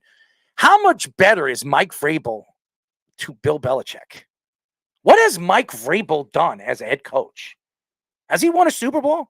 Has he ever played in a Super Bowl as a head coach? He did play as a player in the Super Bowl. For who? Bill Belichick. So I understand why Robert Kraft thinks that this benefits the organization and benefits the team if they bring in new blood. This is a team that's been successful. They've won 6 Super Bowls. They've won 17 AFC East championships. Some people believe they were still going to win the AFC championship this year with the team the way it was built. Yep, our friend Wes picked second in the division for the New England Patriots, which that doesn't look so good right now. I mean, who cares? 2 bad seasons, you're going to get rid of an all-time great coach. If he doesn't want to walk away, you don't fire him. You don't do this to a coach like that. And he's going to go somewhere else. And everybody says, well, Tom Brady went to Tampa. He won a championship without Bill Belichick.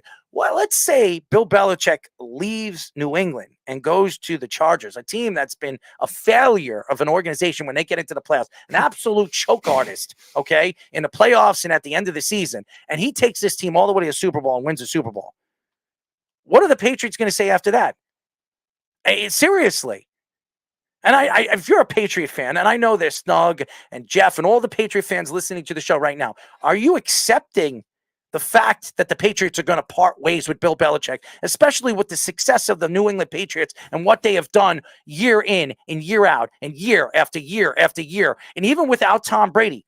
Even without Tom Brady, when he was gone, they were winning with Mac Jones. You could see how bad Mac Jones is. Yeah, and that's, I think, the main problem. Like, if in a quarterback league, it's very hard to win without either a quarterback and or a good offensive system to do that. But Bill Belichick was given Mac Jones. Like, I mean, he decided to draft him. I guess you could take some blame for that. But yeah, there were no other quarterbacks available at the number 15. They didn't have the opportunity to draft Justin Fields. They didn't have the opportunity to draft Trevor Lawrence, whatever. Like, they had Mac Jones. And you give Bill Belichick a average or even above average quarterback, he still is a playoff team. He could still win some AFC East titles in that span too. And that's what I think Patriots fans don't understand. Like, you have Mac Jones at quarterback and bad wide receivers. It's very hard to do in today's game.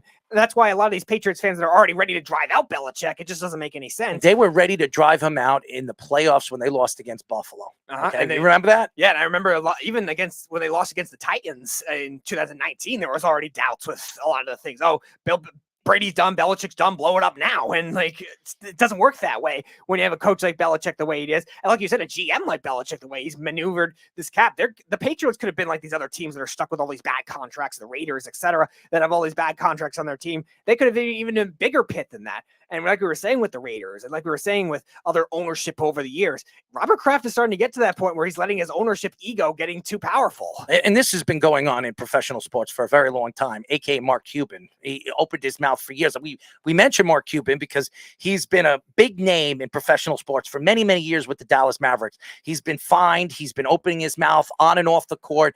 He's been ejected out of games, and he doesn't even play in the games. He's an owner. He's sitting on the sidelines, opening his mouth and screaming. Drake, how many times? Drake doesn't even own the Raptors. Maybe he owns a piece of them. I don't know. Maybe he has some kind of deal with them. But he's out there calling, players' names, attacking players, and he's getting in trouble on the sidelines too. So, again, when you have all this money, and I understand you think you have control because of who you are and what you are, not only as an owner, but hey, if you're an athlete or you're Taylor Swift sitting out there watching a Travis Kelce Kansas City Chiefs game, and she just has to show her face and everybody wants to, blow kisses to her. Okay. It's ridiculous. This is the way professional sports is transitioned into. It's become a star-studding game. And again, I don't mock it because this is the way it is. It's a business. Professional sports, even in media, and what some of these journalists and these writers, what are they doing? They want to write the big story because they want to make the thousands and thousands of dollars. That's the way business is these days. It's corporate America now. And so you look at this situation with Bill Belichick. If you're a Patriot fan, you can't be happy. And if you're a Bill Belichick fan, how could you just part ways with a guy? Yes, 2 losing seasons. Fine. It's been 2 losing seasons. They have a chance to draft a quarterback this year that could be fairly, very good. Okay. And right now they would be drafting at number 2. The Patriots have never drafted in the top 5 in the last 20 years. Never drafted in a top 5 in 20 years. Now they have a chance to draft Drake May or Caleb Williams, or whoever the hell they want at number 2, maybe at number 1 in the long run. We'll see what happens. All right. How could you decide, hey, you know what? This is the year that you could draft the quarterback that you've been craving for. Well, you know what? We're not giving you the chance to do that. Sayonara. Good luck. Wish you all the luck in the world after winning us 17 AFC East championships, 30 playoff wins, and 6 Super Bowl championships. Oh, sayonara. Good luck to you. Yeah, and again, we talk about with stable ownership versus not stable ownership. Everything between the ownership to the coach to the GM is in sync. They make the same decisions, and if they don't, they end up finding a scapegoat. We talked about it last week with Frank Reich when the Panthers fired him. He wanted to draft CJ Stroud. The ownership and the GM wanted to draft Bryce Young. They disagree. One guy gets fired, Frank Reich. And that kind of thing doesn't work in today's NFL. All the teams that have done well in terms of a stable ownership and stable, just run, the Chiefs, the Eagles, the Bills, even though they haven't won a Super Bowl, I think they've been very well run the way they've been put together. Cincinnati, a big example of that. Mike Brown, who was an egotistic owner for a while, took a step back from the team, and now the Bengals are having a nice run of stability. They have to not get in the way too much of what the football guys do, what they do, and Robert Kraft did that for years with Bill Belichick because he did such a good job of it. Now all of a sudden, Jimmy G gets traded, and now you're going to have a disagreement. Hey, why don't we just bring in Mike Vrabel as the head coach? Then we'll bring in, Vince Wilfork as the defensive coordinator.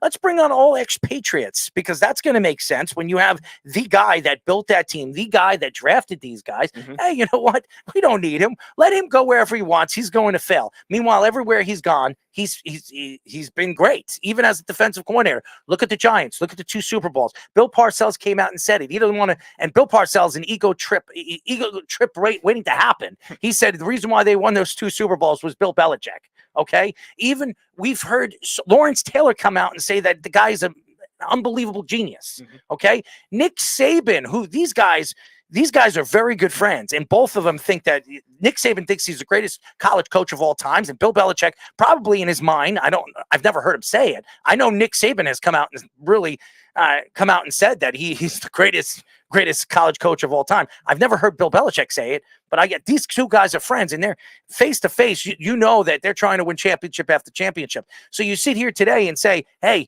Nick Saban came out and said that Bill Belichick is more successful than I ever was. When you hear Nick Saban say that, that says something about who Bill Belichick is and the success that Bill Belichick he's had as a professional head coach. And you mentioned Mike Vrabel too. Like Robert Kraft's already publicly stated he was going to pursue Mike Vrabel at all costs. Yep. Well, the Titans just gave Mike Vrabel a big contract too. What happens if he's not available? What's your plan B at that case? You're going to go settle for some Joe Schmo coach? Wilfork. Maybe that's right. That would be funny. I mean, what are they going to do? Yeah.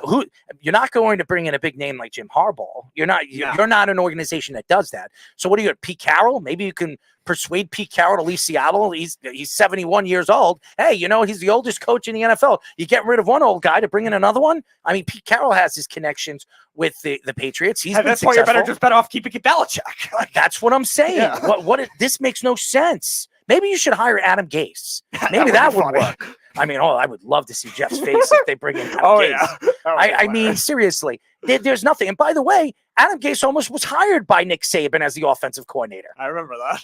I mean, and he's connected with the Bill Belichick tree. So, again, you sit here and you wonder, what are the Patriots doing? This is the most successful professional sports team in the last 20 years. And I'll say it, the most successful professional sports team in the last 20 years. I'm talking even from the Yankees, all that. It's not easy to win Super Bowls. When you win 6 Super Bowls in 20 years, that's unbelievable. How many Super Bowls appearances that they had in those 2010? Mm-hmm. I mean, again, 17 AFC East championships. You'll never see that again. You won't. I don't think any team. I think the Warriors are the next highest with 4 championships, and then no other team has more than 3. It's just they have been a winning organization of success. Why? Because of Bill Belichick. And now you're just going to kick him to the side. You know what? We don't need you anymore. We gave you $20 million next year. You could take it. Enjoy yourself. We'll send you away. We'll bring in your protege. You'll hope to bring in a protege. You know what they're going to do? You know, they're going to bring in McDaniels. I'll put money on it. God, that would be that would be funnier than Adam Gase. Josh McDaniels has a huge connection. If they can't get, and I'm going to say this, if they can't get Mike Vrabel, they will settle to McDaniels. I guarantee Josh McDaniels will be the new head coach for the New England Patriots because this is who Robert Kraft is. He's a cocky SOB. That's what he is. And he will do this because he thought he was going to give Josh McDaniels the job years and years ago. That's why he stayed over there as the offensive coordinator. Yeah. When he didn't think that Bill Belichick was leaving, that's why he took the Raiders job. Right. And he failed there just as much as he failed over there in Denver. 2 years he was fired. It doesn't make sense. Now, they do have O'Brien there. He's been somewhat successful as an NFL coach. Mm-hmm. Maybe hire him if you fail and you strike out on Vrabel. But is that going to change your ways of winning? No, it's not. You're parting ways with the greatest coach since Lombardi. I mean, you can argue right now, Lombardi, I used to say there was no way that Bill Belichick was better than Lombardi. He's better than Lombardi. He won 6 NFL Super Bowls in 20 years, okay? And with different teams, different offensive lines, different wide receivers, different running backs. It's just him and Tom Brady. Which is salary cap manipulation at its finest. Yeah, but I'll give them that. Yeah. I mean, Bill Belichick and Tom Brady, especially Tom Brady, took less to stay there to win more championships. And Bill Belichick built the team around him. But who drafted him? Bill Belichick. Mm-hmm.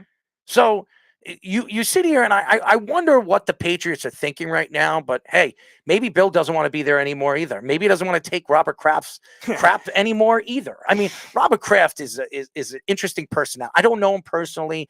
He seems like a nice guy. He donates a lot of money and a lot of time into his efforts of raising money for kids and different things that he does off the NFL field. I think he's a special person, but Robert Kraft is an ego trip waiting to happen. Oh, yeah. He is an ego trip waiting to happen, and he thinks that parting ways with the greatest coach of all time is going to help him win another championship. It's not. It's going to set your team back at least 15 to 20 more years, and you're going to sit here and you're going to see the Jets finally win a Super Bowl, and the Buffalo Bills finally win a Super Bowl, and even the Miami Dolphins finally win a Super Bowl before you win another one. Especially if they hire Josh McDaniels. That would just be hilarious. I think this is crazy. But hey, I predicted he's going to the Chargers. I'll continue doing that. I've heard that a lot. I've heard that a lot. Bet on that. I should really bet. Yeah, but I've been saying it before it even happened. I know you have. I've been saying it before it even happened. I've been saying that. Everybody doesn't want to give me credit. When I've been telling this before the season started, I said, if Bill Belichick gets fired, he's going to go to the Chargers. I said it before the season started. He will go to the Chargers because they have a quarterback intact. They're all set up, ready to win. Their offensive line is actually pretty good. If they put the right pieces around them, you can win. Eckler, they'll let go of him. They don't need Eckler. They'll let him go to free agents. He'll go somewhere else. The wide receiving, a lot of these guys will be gone. Mike Williams will probably be the only guy there, and they'll draft. That's what they'll do. So, and their team is ready to win right now. They can win with Bill Belichick's defense and the way he schemes everything. He puts another corner or two on that side, they win. They're a championship contender. The Chargers and Bill Belichick can rebirth J.C. Jackson. I mean, if Belichick was there with that Chargers team, with the talent that they have, with Derwin James and everything, they win a Super Bowl. They win a Super Bowl with Bill Belichick. That's how different a coach makes a difference. Talent helps you. If Bill Belichick was coaching the Jets right now, even with Zach Wilson, they're a playoff team. Oh, yeah. They're a playoff team. I'm telling you. They are absolutely – that defense, they're a playoff team right now. 100%. I'm not taking shots at Robert Kraft. Robert Saleh. I'm not taking shots at Robert Saleh. I will not do that. But Robert Saleh is not Bill Belichick. He's not. And he'll never be. Nope. Okay? So those are the facts here. And again, you have to look at that. And it is disturbing when you look at the situation for what it is. But you know what?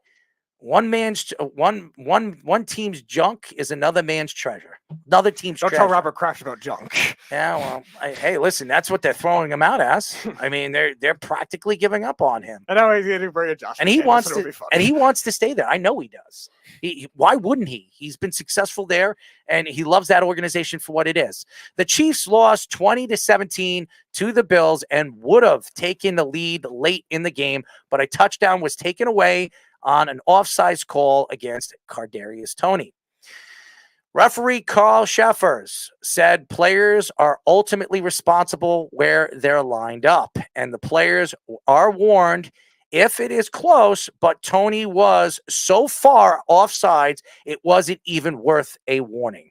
Other NFL referees responded that players are allowed to check in with the refs pre-snap if they are offsides, which Toney did not do. There is also controversy that Von Miller was offsides on the next play, but it was not called. Andy Reid calls the offsides call a bit embarrassing for the National Football League for that to take place.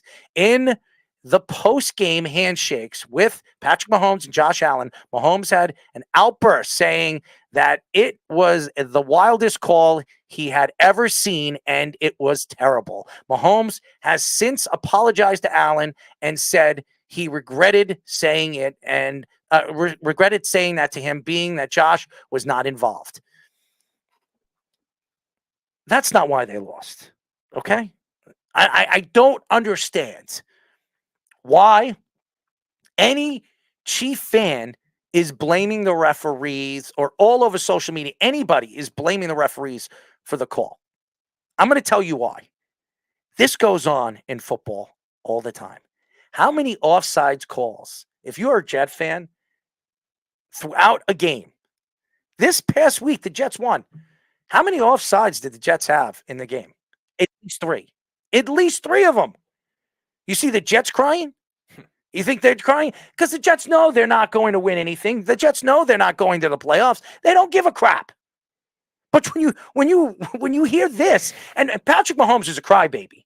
This guy has gotten call after call after call for years, crying, complaining. Did you watch the Super Bowl? This guy's limping off the field in the after the second quarter. Comes back, he's running on the field like nothing was wrong with him. You think that was a coincidence? Oh, he just found a way he pushed his way through. Give me a break. Give me a break. How many times have we seen the Chiefs get the calls in the AFC title game? Mm-hmm. How many times did we see that? How many times did we see it against Buffalo? How many times did we see it against other teams? I'm trying to think of teams that they played in the Super Bowl with the 49ers, you think? No, actually, they didn't get the calls for that game. I thought San Francisco practically choked in that game. Okay, fair enough. But I've seen Kansas City get call after call after call. The Kansas City Chiefs, did they not get the call against the Jets this year? Oh, yeah, 100%. I mean, Jeff wants the to say, too. They shouldn't have won those games. They wouldn't have 9 wins right now. I think they have 9 wins right now. Mm-hmm. They wouldn't have 9 wins right now. They should have 7 wins right now, if you want to really look at that. But they got those wins. The Jets complained about it. Robert Saleh said his piece after the game. So did Minnesota. And O'Connell, he said what he felt about the game and that call at the end of the game. But you're still hearing it.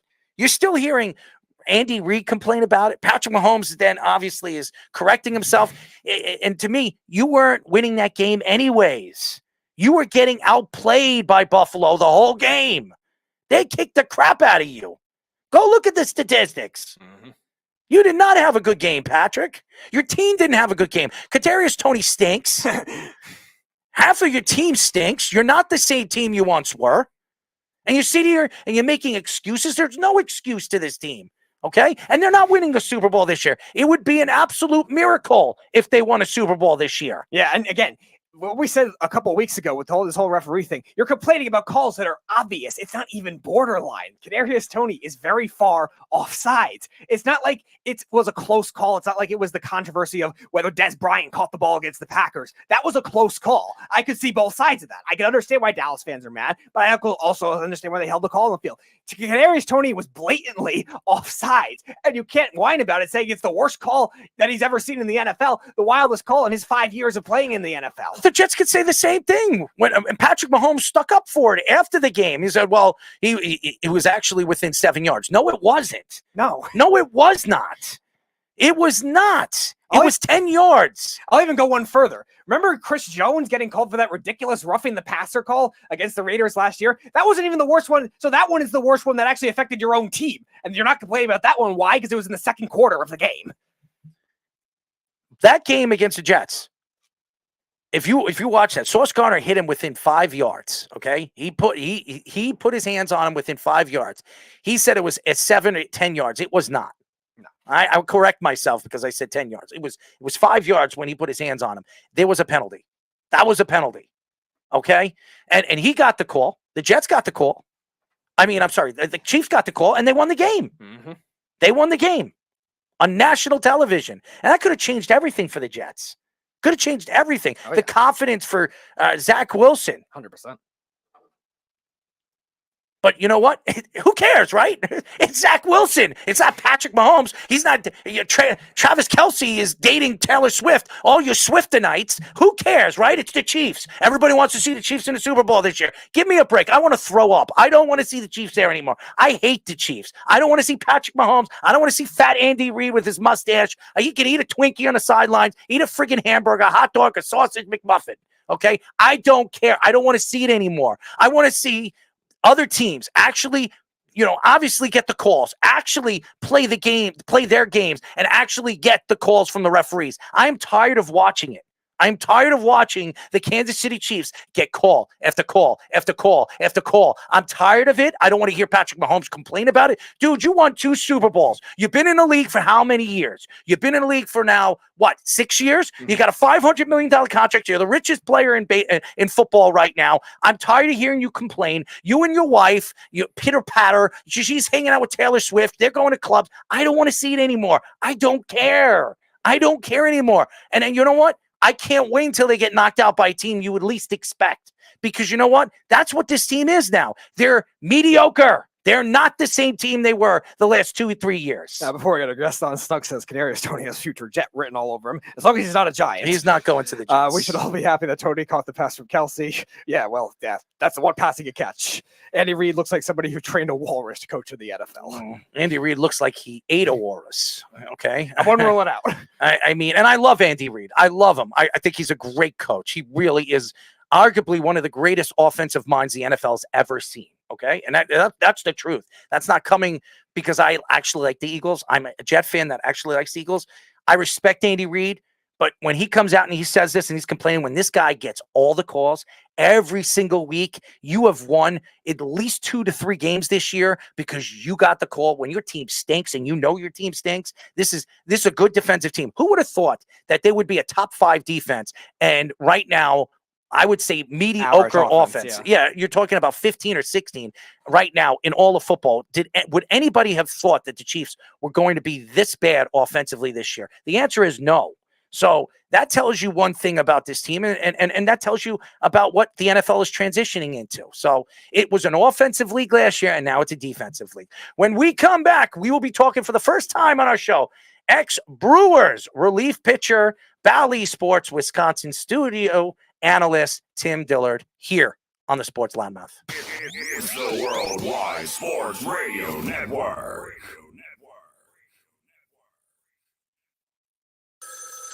Ranger Station, Ranger speaking. Hi, I'd like to report a bear hug. Uh-huh, okay.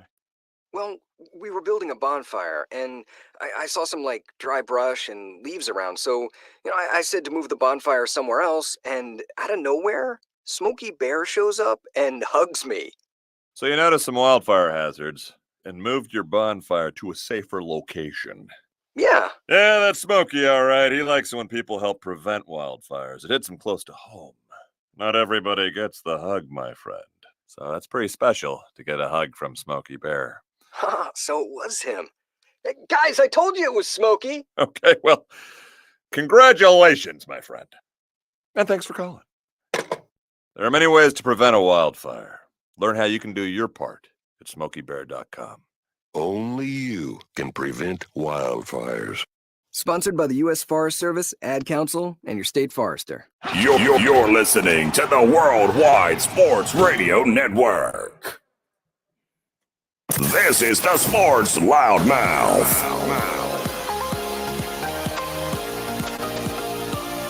We are back, ladies and gentlemen, as you know. This is the Sports Loudmouth. I'm your host, Errol Marks, my co-host, Speedy.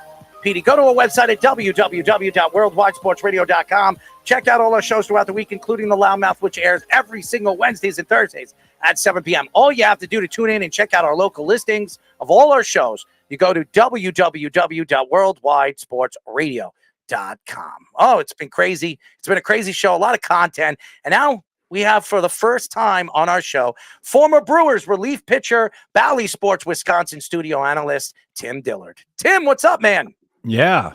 Hey, can you hear me okay? I hear you, man. You're good. Oh, good. Yeah, I haven't been on air in a while, so I didn't know if all the little things were plugged in. Oh, it looks clean. It's clean. It's clear. We're ready to go, man. Nice. Well, how y'all doing? Well, we're doing good. As we were just talking about the Chiefs. I was Chiefs. backstage and I'm listening and I'm thinking you're not the biggest Chiefs fan. You know what it is? It's not that I'm not the biggest Chiefs fan. I'm so tired of watching this team year in and year out get every single call. Everything goes their way. You see a guy like Patrick Mahomes limp off the field in the Super Bowl, and everybody's like, oh, I don't know if he's going to come back. Then he comes back. He's 100% healthy. He's running like a deer. He's making every single throw. He's okay. Magically, he's fine. He becomes Superman, the savior of the world, and everybody wants to bow down and kiss his ass. I'm not doing that. I'm not kissing his ass. I don't care who he is. All right? Well, I watched that Netflix thing. Or I don't know if it was Netflix or not. Oh, yeah. Quarterback thing. Oh, yeah. I thought it was good. I don't know anything about these guys, but that seemed to kind of shed some light on stuff. You know what it is? He lets his woman boss him around. He's not the boss in his household. His woman is. And I understand, hey, this is the way the world works, and that's fine. That's great. The boss is Jake from State Farm. Well, that's true, too. I mean, and I could see why. I could see why Aaron Rodgers is still single, because he doesn't want to be bossed around by a woman. If he wants to smoke this, and he wants to drink this, he wants to take a crap here, or he wants to sit in the darkness for, days on end, he could do whatever he wants. His woman doesn't have to tell him what to do. So, and everybody hates him for it. Everybody threw him under the bus. He's a bad guy. He's an asshole. That's what everybody wants to say. But in the end, when you look at the big picture, Aaron Rodgers does what he wants, and it allows everybody to speak about him because he doesn't care what people think. And that's why he's single. But we're not here to talk football. We're here to talk baseball with you. By the way, tell the fans a little bit about yourself. You were in the major leagues for quite a few years, and we're a pretty good pitcher in the majors.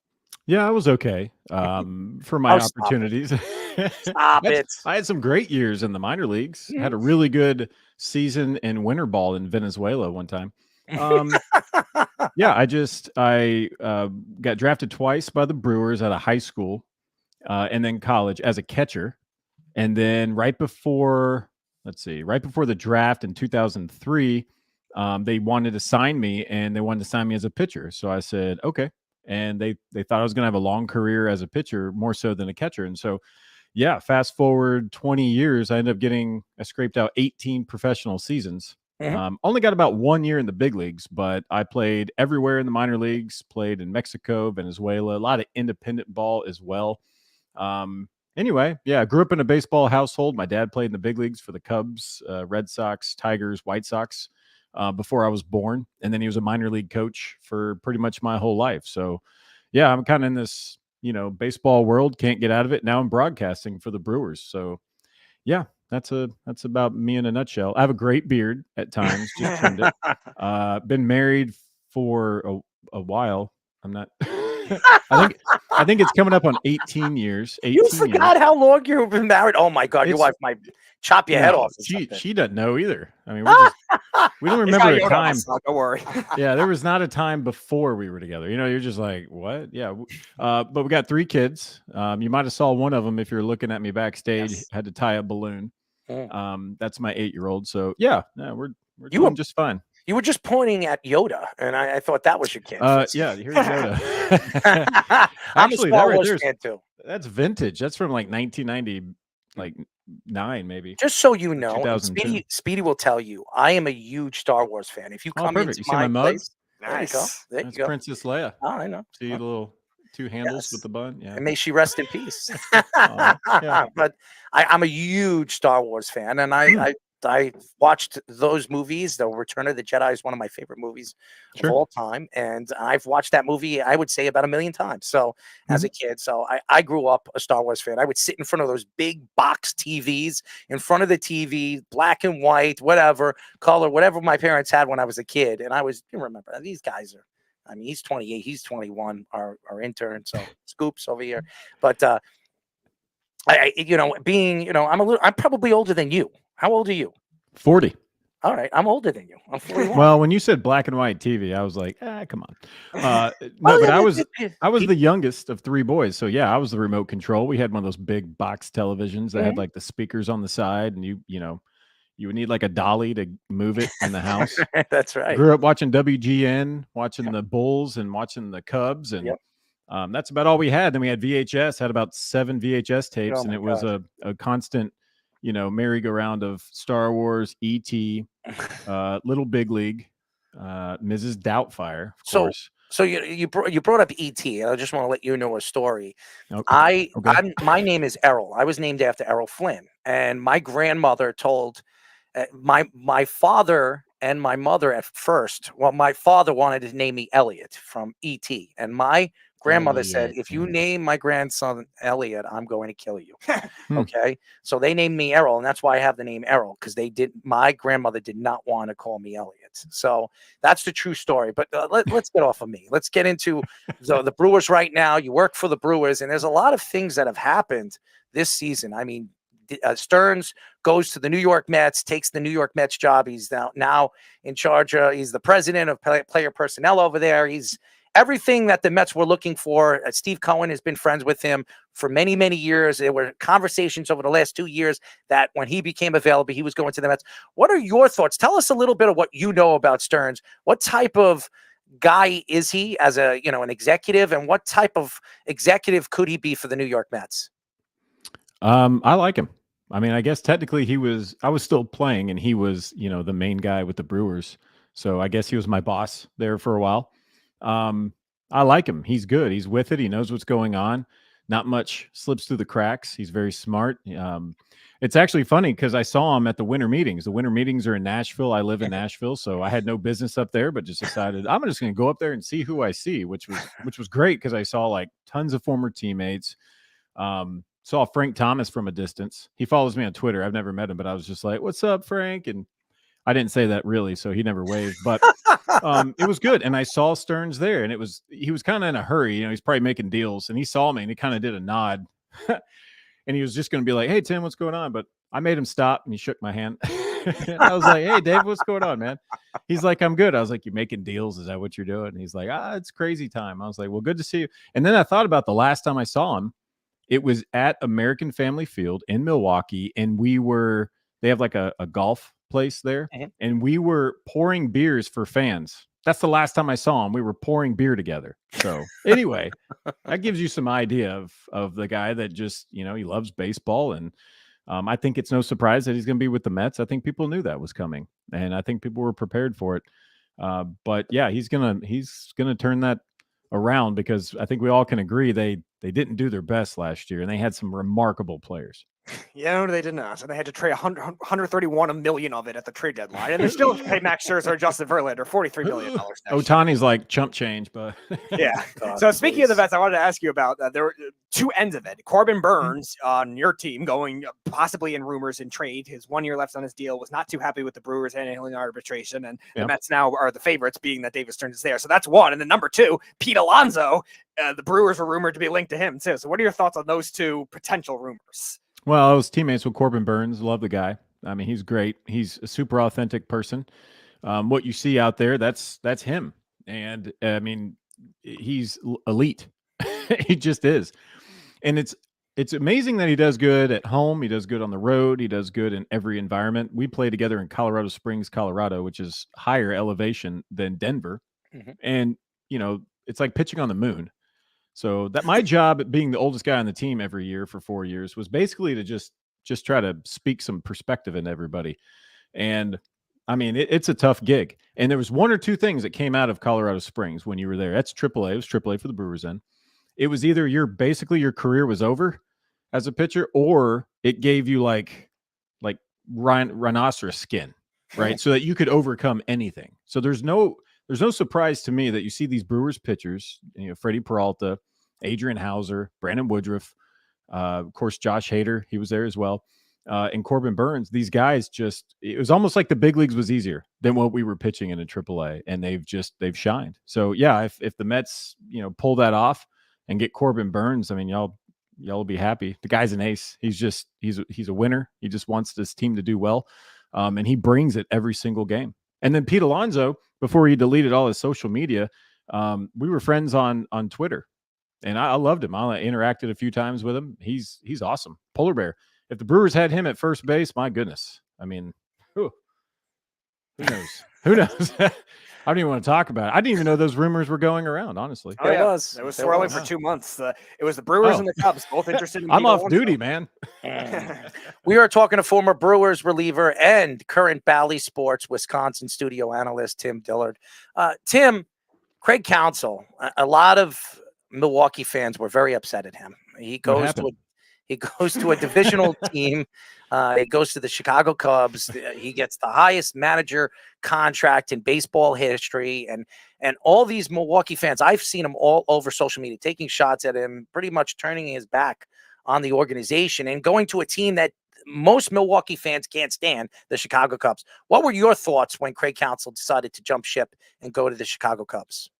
I mean, I'm not gonna lie. I went and I was like, you know what? On different platforms, I was like, you know, if he doesn't sign back with the Brewers, I'd be surprised. I really was. I was like, I think he'll be back with the Brewers. I'll be the first one to say that I was wrong if that doesn't happen. So for the 10th time, I have to say I was wrong.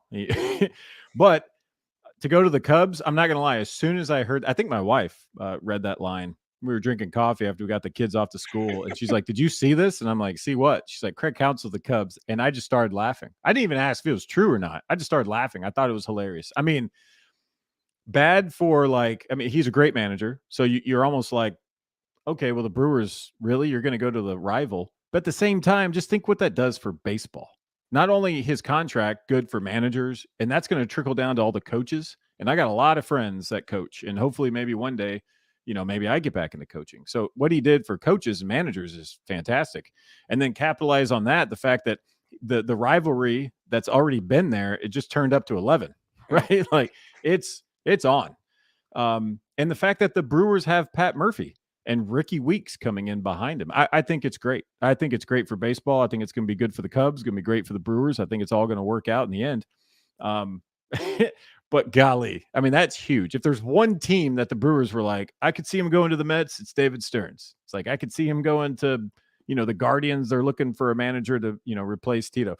But it's like Cubs, when a guy, when Ross wasn't even, you know, he had a contract, right? So that was the big surprise. But my first reaction was just laughing. I sent him a text. I think he hit me back. I'm not sure. He's busy, I think. Anyone that isn't on social media or deletes his social media has your number, apparently. Yeah, that happens. So I wanted to ask about the big news of the weekend. The Shohei Ohtani deal, $700 million, deferred money. It's going to be paid after 2034. Right? Very unique contract clause. What are your thoughts on all that? I mean, I think you knew it was going to be outrageous, but I think what people that don't understand this, they don't see it all for what it is. I mean, you're talking about, was it 10 years? Mhm. It's deferred, which, oh my goodness, like that's for them to pull that off. And for Ohtani to be okay with that, just basically said, he's like, I want to win the World Series. And this goes for every player. If you're the best player in the game, best player on a team, best player, best free agent, if you go to a team, if your goal is to win the World Series, but you want the biggest contract, then you're taking away from other pieces that can be added. I mean, that's just hands down. So the fact that they're able to defer everything is basically going, all right, we're going to go get every good player there is in existence, and we're going to put them on this team. And it's going to be World Series for the next however many years. Like, that's the expectation. So I think another thing too is jersey sales, what he's going to bring with media, TV, like it's going to be tickets sales across the board for where he's going. And I think if you want to be very like the big picture, I think MLB was going, okay, we need to start having every team play each other because everyone needs to see Mike Trout. Everyone needs to see Shohei Ohtani. We need to get these people out there. And I think that was because it was coming up on what it was going to look like for Ohtani going into free agency. So now you see across the board, wherever the Dodgers are playing next year, the tickets are probably already sold out. Like, that's just hands down. The guy can do it all. He's going to come back and pitch great again. If he wants to play first base in the end or right field, my goodness, he can do it. He's the best player in the game, the stuff he can do. But the international status is huge. There's a lot of money there. So $700 million is ridiculous. But I think the way the Dodgers were able to pull it off, I mean, that's a masterclass. You speak about money, and I don't understand baseball, and I don't, because there are a ton of minor league players that never play in the major leagues. Never get a chance to play in the major leagues. They're great players, but to be in the major leagues, you got to be the best of the best. And people forget that. There's AA, there's single A, there's AAA, and then there's a bunch of different AAA teams that teams have. So you might never step foot on a professional field. Here's the problem. Minor league players don't get paid no matter what. Even with the new CBA deal, they're still not getting paid enough. Yeah. And this has been a big problem for the MLB.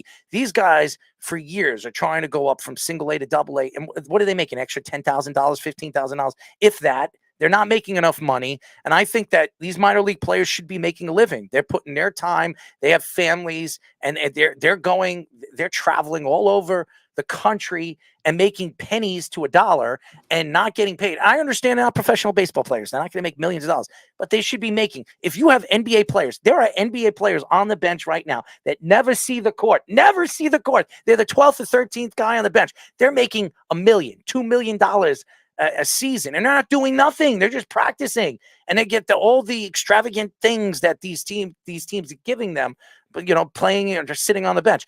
Why aren't the minor leagues paying these guys? Because they don't have to. I mean, to put it in perspective, my dad, when he was his first year in rookie ball in 1973, I think, I have no idea. His first year in rookie ball is the exact same salary I made in 2003. So for 30 years, the base rookie pay was never changed because it didn't have to be. And here's why. And I guess they have some sort of union now that I don't know. I don't know how that's going to work. But here's the thing. There's only so many spots for professional baseball players. And there's baseball players all across the country, everywhere. Right? So if like minor league baseball got together and they're going, we're going to strike. It's like, great. We're going to go get 10 million other people that want to do your job. So you can't. So that's why they didn't have a union. You couldn't strike. If somebody was like, I don't want to play today, they're like, you're fired. It's a very tough life. It is. And for people that don't know much about minor league baseball, they see the big league stuff. Minor league baseball is hard. The new agreement thing, it did get better. You're supposed to get payment for like housing, better food. I think your salary increases, but you only get insurance when you're playing or signed to a team. So like as soon as the season's over, 5 days after the World Series, if you're a free agent, you don't have health insurance anymore. I know that.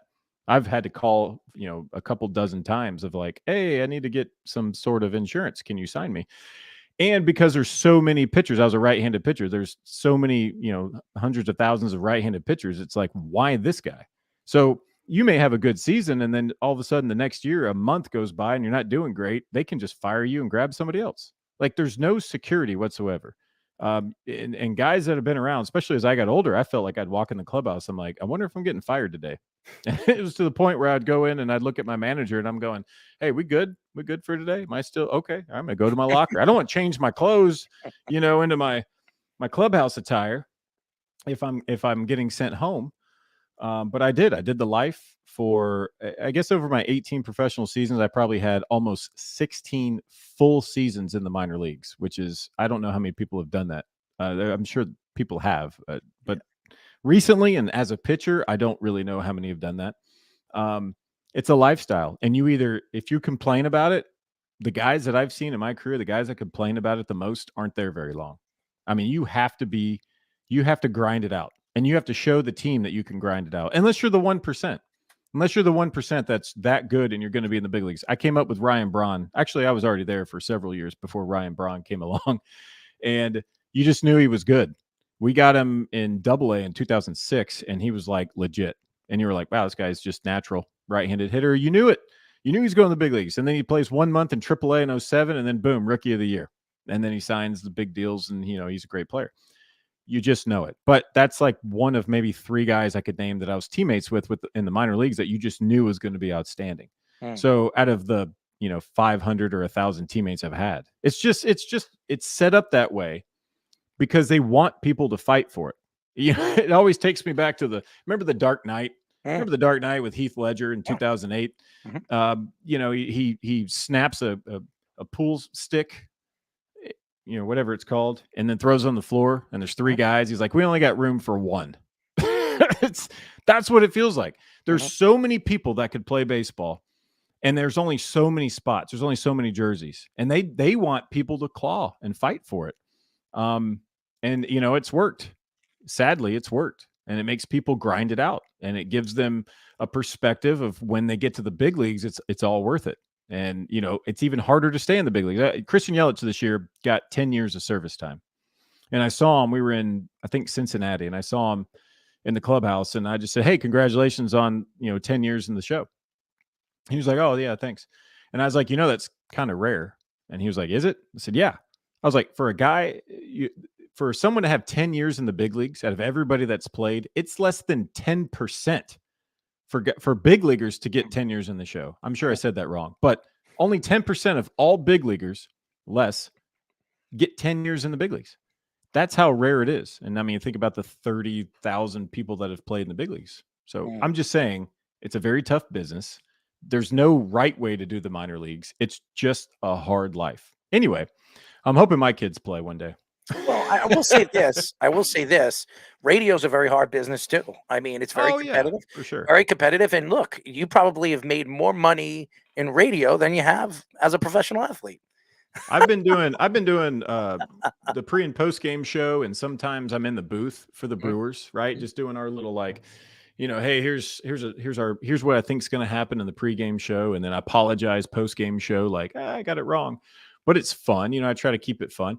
But in 3 seasons that I've been doing it, I've probably made, and I'm not rich by no means. I mean, look at me. I'm wearing, I don't even know where I got this.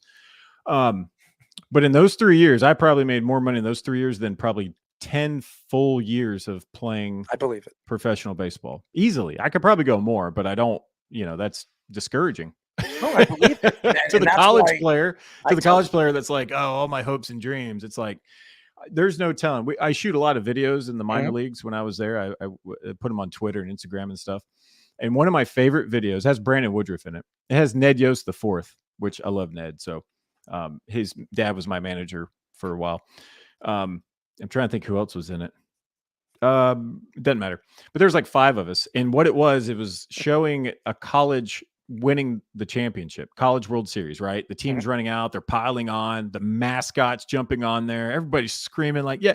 And then I did the SpongeBob 2 weeks later, the guy signs pro, and he's in professional baseball, and he walks in the clubhouse, and it's basically the bathroom, and there's a guy doing crunches on the floor of the bathroom. Brandon Woodruff is coming out of the stall.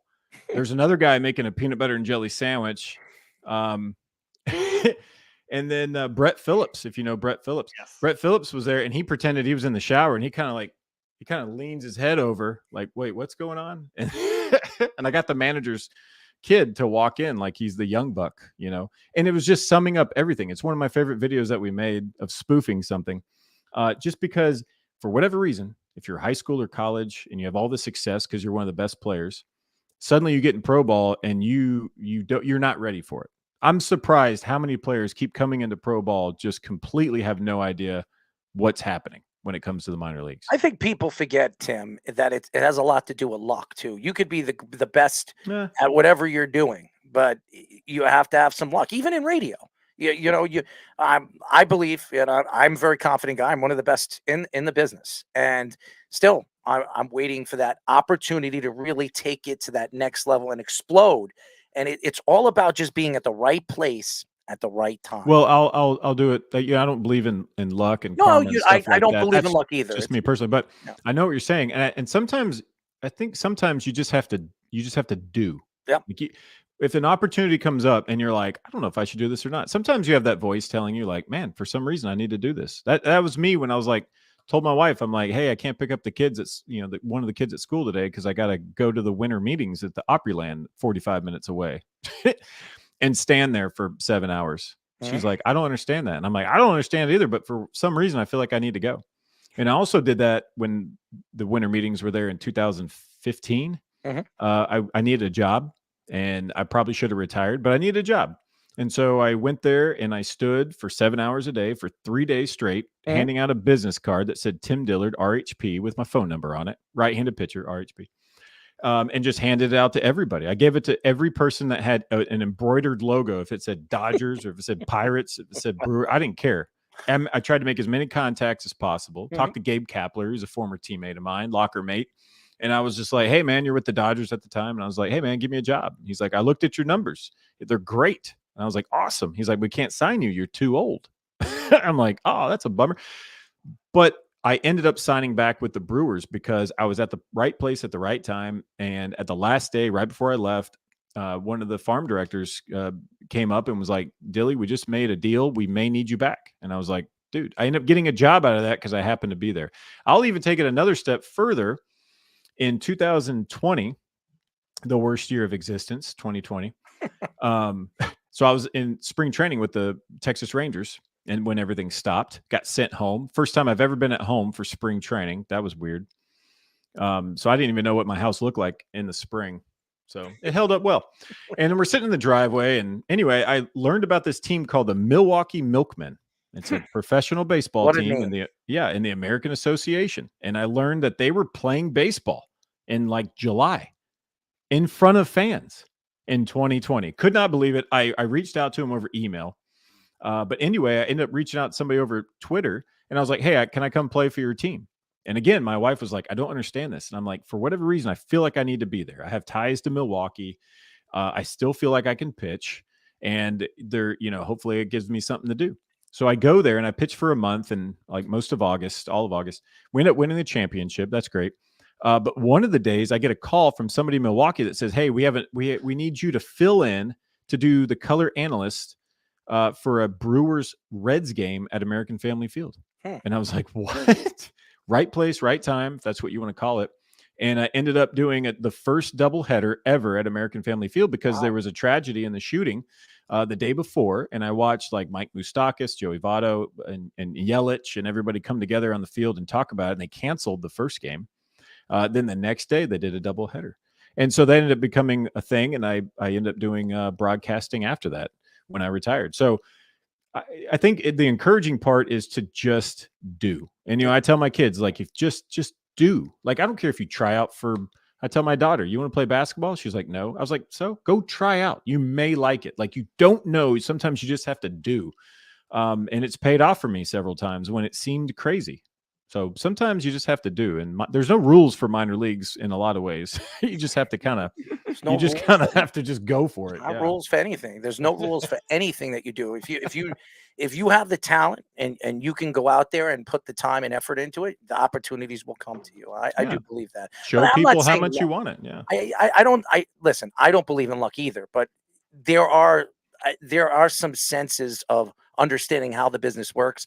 You have to be, you have to be at the right place at the right time, which becomes a stage of luck. So even though we don't look at it to be lucky, me and you don't, but other people will say you have to be a little lucky. So, well, if you're I guess my thing is if you're waiting around for that lucky moment to happen, there's a lot of stuff that happens in between there.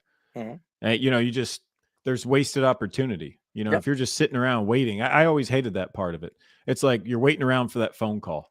Like sometimes you just got to make something else happen, and then maybe you do get that phone call later. But like I said, you just got to do. If you're waiting around for the lucky rabbit's foot to hit you, and I've seen guys that probably should have no business ever being in the big leagues go to the big leagues. I've seen guys that probably weren't projected to do anything be all-stars, and then guys that I hands down knew should have been drafted, should have been promoted, should have been in the big leagues. I saw those guys never have a career. So it's there's the whole spectrum's there. It's from the beginning to the end and everything in the middle. What I love about baseball is it's the least discriminate sport on planet Earth. You can be Jose Altuve or you can be Aaron Judge. You can be tall, short, big, skinny. It doesn't matter. You can have huge feet, tiny feet. You can be strong and be weak. Doesn't matter. If you have a skill that applies to baseball, you can be there. So that's the encouraging part. Find something you're good at and dominate it. So quickly, last question for me. Which of the 2011 Brewers had the better beard, Corey Hart or John Axford? Ooh. Corey Hart was number one on the field and number one in your heart. Got to say that. And loved him. And he had the same beard for like his whole career. Loved Corey Hart. But Axford, he kept that thing nice. Like he would change it up. He would do different stuff. And they actually made a t-shirt out of him, his silhouette. Somebody made a t-shirt and it became kind of popular. I have one in my garage. I don't wear it, but I have it. And they did that because of his silhouette. It looked cool. That was a great year for him personally. For the Brewers in general, but for Axford, it was a culmination of a lot of stuff. We were roommates. Actually, I think we were in Des Moines, Iowa, playing the Cubs in AAA when he got called up in 2010. It was pretty special for him, but it was special for me just to hang out with him and kind of get to know him. And anyway, kind of hear his story in his life. And then all of a sudden you see the success he has like right away. It's very cool. By the way, we are talking to former Brewers reliever and current Bally Sports Wisconsin studio analyst, Tim Dillard. Last question for us before we let you go, Timmy, and we would love to get you on again. But there's a lot when it comes to baseball with these new rules, and obviously with the pitch clock, some people like it, some players don't like it. These big bases, they look like pizza boxes. They might as well put pizza inside the boxes. If they're stealing bases, they just open up and get a slice. Now I'm hungry. Yeah, there you go. Baseball's all full of that. But do you like these new rules? Do you think it benefits baseball to continue changing the game, or do you not like it because you're an old soul and you think baseball should stay the same? If I was playing, I wouldn't want them to change much. Some of the rules I wouldn't like. Give us extra innings. I was one of the first guys ever to pitch with a man on second base in extra innings. They did that in AAA. Maybe one of the first guys in AAA to do it because it was like opening day, and I go out to the mound for the 10th inning, and I got a guy on second base standing there watching me warm up. I'm like, this is kind of weird. But anyway, as a broadcaster, I'm like, it's hard to beat how quick everything is. But I will say this: we had on our show, the Bally Sports Wisconsin Brewers live show, we had CC Sabathia, former teammate, known CC a long time, and we had him on. He works, for the Yankees, works for MLB Commissioner's office, and as far as I can tell, and what he told me, he's right there with Rob Manfred, and they work together and all. And we're talking about the rules, how he thinks some of the rules may have hurt the Yankees possibly just because they were built as big and strong. And then suddenly you're getting rewarded for putting the ball in play, you're getting rewarded for stolen bases, things like that. But he thinks it's the right way to go. And he kind of sold me on it. Number one, I love the shift. Restricting the shift should have been done like 10 years ago. I would still be pitching, by the way. And if we get robot umpires, mark my words, I will come out of retirement. I was a sidearm righty. So anyway, yeah. All that aside, number one, I'm glad that they have CC Sabathia that has the commissioner's ear. That goes a long way. I mean, just because it's in good hands as far as baseball is concerned. I don't like the runner on second base just because if you're trying to break a record, if I'm Mike Trout and I'm trying to break a record, I'm going to need those extra at-bats in the late innings. That's going to add up, maybe not significant, but it could be. I think they should do the extra man on second base maybe the earliest at the 11th inning, because if you score the tying run in the 9th when a guy gets, and another guy gets thrown out, then suddenly you got a tie game. It's all this drama, and then suddenly it's like, there's a guy on second base. And I've seen it several times. It's just kind of takes the wind out of your sails. But anyway, all that aside, I don't mind the bases. The bases seem to be okay. I think the pitch clock needs to add like 5 seconds to it. It's not going to do any damage across the board, but I think injuries are going to continue to go up because you cannot, as a pitcher for so long, like you try to manipulate the game because sometimes you need a rest.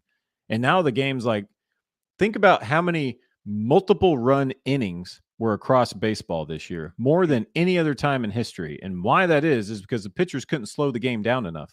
They had mound visits, but once you kind of get done with that mound visit, then it's like, you're out there, you're hung out to dry, ERA goes through the roof, and then it's like, boom, then you get sent down to AAA where you're with Tim Dillard. Nobody wants that.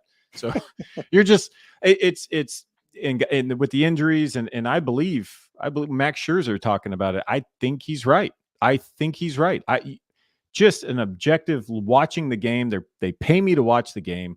They need to add some more seconds to the pitch clock, and you need to be able to step off when you need to. There's so many variables that people don't even realize when you're standing on the mound. There's so many things going on. That's why the best in the world know how to manage this stuff. But what they're going to do is they're going to see a lot of guys probably retire sooner because they're kind of like, I don't have to jump through these hoops. It was almost like you want to opt out. You want to opt out of the COVID year and you're a millionaire. You totally can. I don't have to jump through those hoops. I don't have to do that. And I think that's going to end up happening. Guys are going to be like, dude, I don't have to do this. Like, I don't want to risk, destroying my arm. I can go out on my own terms. So I don't know. I if they could add some more time to the clock, that'd be great. Well, Tim, we really love you, and we enjoyed the conversation, man. And sorry, I was long-winded. I don't know what happened. I haven't talked to anybody in a while. Well, I'm long-winded. Not one of my. So is my partner over here. He was very winded at my birthday, and so winded that he had to take he had to take a crap, and he was, his story is he was just winded, so he had to take a dump. Who takes a dump for 40 minutes because he was winded? Okay, Speedy Petey, right over here, ladies and gentlemen. If you have a phone, your toilet time goes up. I don't know if he was looking at his forgot it going to the restroom 4 minutes. I think he was just dropping deuces, Tim. I think he was just dropping deuces or whatever he was dropping. But he was dropping something, and he was winded while he was doing it. So maybe he was grabbing onto something because he was winded. Anyways, we really, I don't even know.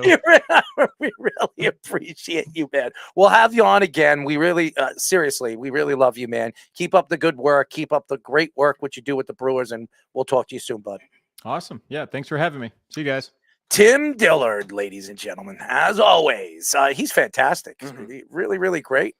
But one of our other guests is waiting to come on. So let's go to a quick break. When we come back, we'll be talking to 9-year NFL defensive tackle Shaun Smith, played for from 2004 to 2012 here on the Sports Loudmouth. You're listening to the Worldwide Sports Radio Network. Take a look under your bed. Find stuff under there? What about jobs? No? Now try your basement. There's a pair of overalls that overall you're not so into anymore. A perfectly good laptop that hasn't sat in your lap in months. And even more stuff, but still no jobs? Well, you really have both. See, stuff is defined as household articles considered as a group. Sometimes this stuff is no longer needed. Wait, no longer needed? That can't be right. Because remember those jobs you were looking for? Those are really needed, and they're the stuff inside your stuff. Even inside that winter coat that moved with you to Phoenix. Our job is to unlock those jobs, and it starts when you donate your stuff to your local Goodwill. Here's how we do it. When you donate to Goodwill, we sell your stuff to provide job training for people right here in your community. So just by teaming up with Goodwill, you help create jobs. And isn't that worth parting with the leftover guitar from your 80s cover band? Goodwill. Donate stuff, create jobs. Find your nearest donation center at goodwill.org. A message from Goodwill and the Ad Council. You're listening to the Worldwide Sports Radio Network. This is the Sports Loudmouth.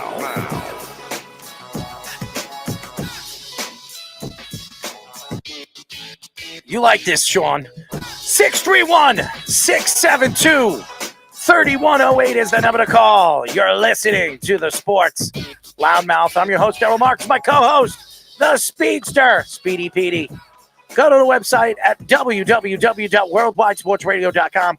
Check out all our shows throughout the week, including the Loudmouth with me and Speedy Petey every single Wednesdays and Thursdays at 7 p.m. All you have to do to check your local listings, go to www.worldwidesportsradio.com. Check out the menu bar. You can check out all the shows that we have on our network throughout the week. Every live show and whatever you missed, you can check us out on Apple Podcast, Spotify. We're on everything. iHeartRadio. We are the voices of sports. But anyways, ladies and gentlemen, I'd like to thank Tim Dillard for joining us. And now, for the first time on our show, we are now talking to 9-year NFL defensive tackle Shaun Smith. Shawnee, what's up, man?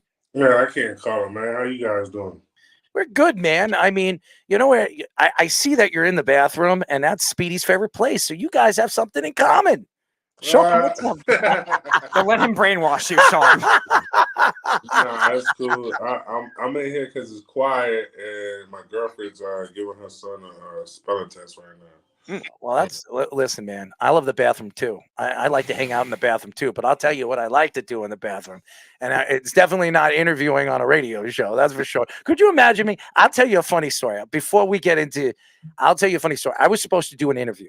Okay. And I really had to go to the bathroom, and I was waiting for the call because they wanted me to come on. It was a podcast. Big fans of mine. Right. I go to the bathroom. And I'm like, oh, I gotta go quick. All of a sudden I get the call. And I'm sitting on the toilet, man. And I'm trying to get through it. I was like, you know what? I'm just gonna do the interview on the phone, on the toilet.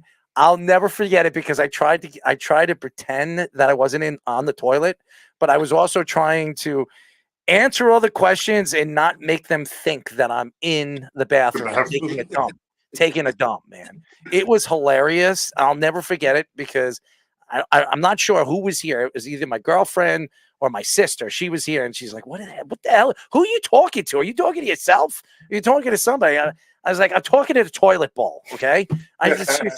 But anyways, that's a true story, by the way. But let's get into it. Before we get into your career, what are your thoughts to the whole Andy Reid, Patrick Mahomes, saga with this whole offsides thing that everybody keeps going back and forth? We all know Toney was offsides.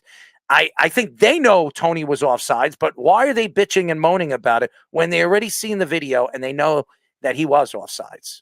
I mean, he was offsides. I think a lot of receivers are offsides a lot of times during the games. My thing is, why didn't the ref just stop the play? You didn't have to continue to play because it should have been a dead ball. Automatically, he's offsides. That's just like if a guy lines up in the neutral zone on defense, as soon as the ball is snapped, they would throw the flag and then stop the play most of the time. So it's kind of crazy. I think they're just venting their feelings, and they're saying it because the referees this year haven't been on the right page at all for not just the Chiefs game. The refereeing this year sucks this year, just all around the NFL for the games, the way the games have been, as you see. Critical games come down to a referee making a call. I feel like sometimes the refs got money on the game. A bunch of Tim Donahues across the league? Is that what I'm hearing? I don't know. I mean, it's not even being funny. And not to take a jab at my former teammate when I played with the Cowboys, Nate Jones. Mm-hmm. He's the referee out there in the NFL. And he played cornerback, defensive back in the NFL for a while, like 6 years, I think. And I question him when he throws the flag sometimes out there like, come on, bro, that wasn't pass interference. You know what I mean? It was contact, or they missed a call. I mean, don't get me wrong, they're human, like everybody else. But just like when a defensive player missed a tackle or offensive player missed a tackle, get called out, referees should be able to get called out too. Mm-hmm. So I want to ask about the roughing the passer because you were a defensive lineman. Chris Jones last year with the Chiefs got one of the worst ones called against him against the Raiders last year, and there's been a lot of other really bad ones. What are your thoughts of that and just the rule changes that have really benefited the offense? I mean, to be honest with you, the rules is just. That's why I play defense, because offense is for pussies. You know what I mean? At the end of the day, when you look at that shit, you know what I mean? Offensive guys always get all the fame and glory, but very seldom the defensive guys don't get get the love. Just like Myles Garrett should be the MVP of the league. Like, it doesn't always have to be an offensive player. It could be a defensive player. So it's funny when you say that, but hey, it is what it is. I think Chris Jones is a heck of a defensive tackle. Him and Jeffrey Simmons of the Tennessee Titans are two of the top, and also Justin Madubuike with Baltimore Ravens. I trained him when he came out for the draft, so he's leading all guys with sacks, interior guys with double-digit sacks. So I mean, ends up for a big payday too, contract year. We are talking a 9-year NFL defensive tackle, Shaun Smith. He played from 2004 to 2012. He played for the Bengals, the Saints, the Browns, the Titans, and the Chiefs. And, we mentioned the Chiefs. What was it like playing in Arrowhead? Everybody talks about the fans over there, how loud it is, how much of an advantage the Kansas City Chiefs have over there when they have a home game in the playoffs. What are your thoughts to Arrowhead? What type of stadium is that from all the other stadiums you played at? Out of all those things I played, it's the loudest. I'm not just saying that. People say, no, it's the loudest. Arrowhead is number one, then Seattle's number two. You know what I mean? Arrowhead is loud. I remember, when was that, 2000 and... I think it was 15. They had their competition of the two of them, and they kept going back and forth. Yeah, the competition too, but also I'm going back to a game experience where we was playing the Chargers. I don't know if it was a Thursday night game or something. I was playing. It was 2010 or 11. I can't remember. The stadium was fucking. I felt the ground vibrating, like shaking. That's how loud. Like, it's really that loud. When them fans get, especially a night game, they are really tremendously loud. When I say loud, you feel the ground. It was vibrating, and you can't hear. Like, especially other teams can't hear. You got to go on silent count.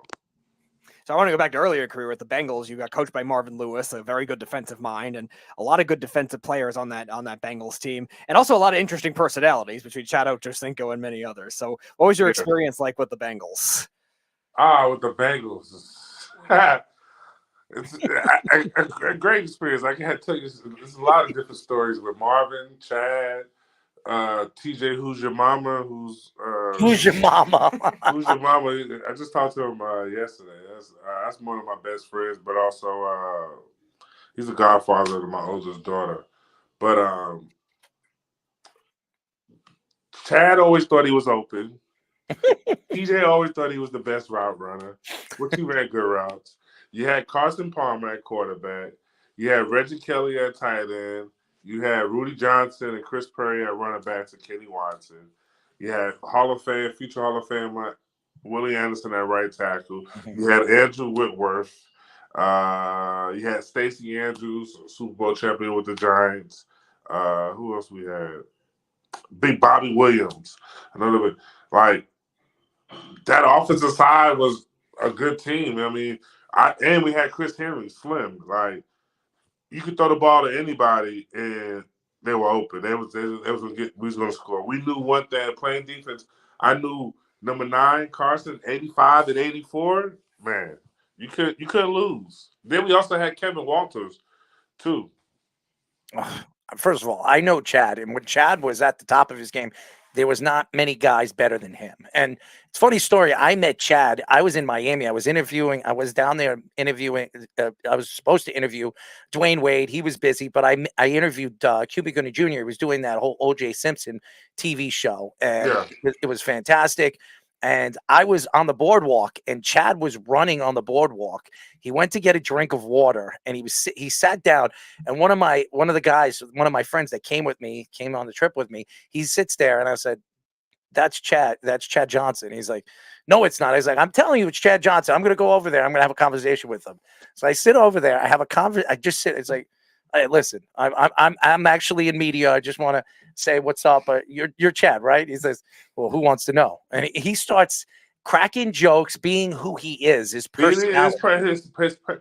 Like, even with the show you see him with Shannon, that's him. That's like Chad. Like, I used to fuck with him all the time when he come in the locker room. People don't understand the McDonald's. that is like really true. Early in the morning, he's gonna have McDonald's and slippers, and he sucked his thumb. Nobody brings up about him sucking his thumb, but Chad used to suck his thumb all the time. Like, you know what I mean? Just sit in the locker room. I'm like, bro, you're a grown man sucking your thumb. You know what I mean? But you know what I mean? You should have bought him a pacifier.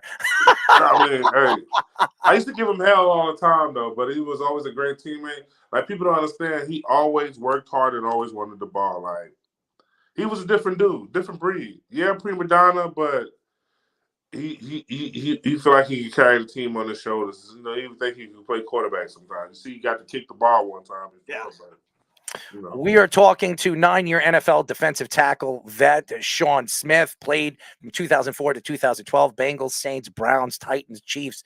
Here's a crazy thing. I'm a good friend. We actually interviewed him. Speedy, we became very close with him. Taba Ali. He's a fantastic talent. You played with him in your final years. What type of player was Taba Ali when you saw him on the field? How dominant was he when you got a chance to watch him play? It was very dominant. I like playing with Tama. And Mike Verbal. I knew they both knew one thing, and Justin Houston. They always knew I'm gonna push the pocket for them in the middle so they can get their sacks. They know I didn't like, to be honest with you guys, like sacks. I didn't give a fuck about sacks. My goal every game was not to have a 100-yard rusher. So that's the first thing I used to look at after the stats. Did we give up 100 yards on the ground? Sacks, yeah, everybody says sacks get you paid. Yeah, I got paid in my career, but I probably would have got more money if I was really after the sacks. You know what I mean? But I never was. I don't play with greats. You know what I mean? Guys off the edge that get sacks. So, like Tamba, all I had to do was give him that look, and I already knew what it was. It's time, play with him. And Tamba was smart, studied the game very well, and he understood the game. No, he wants you to rap with him. He actually told me, tell Shaun that I want to get him on a track with me. So are you going to jump on a track with him? I mean, I got a backup singer.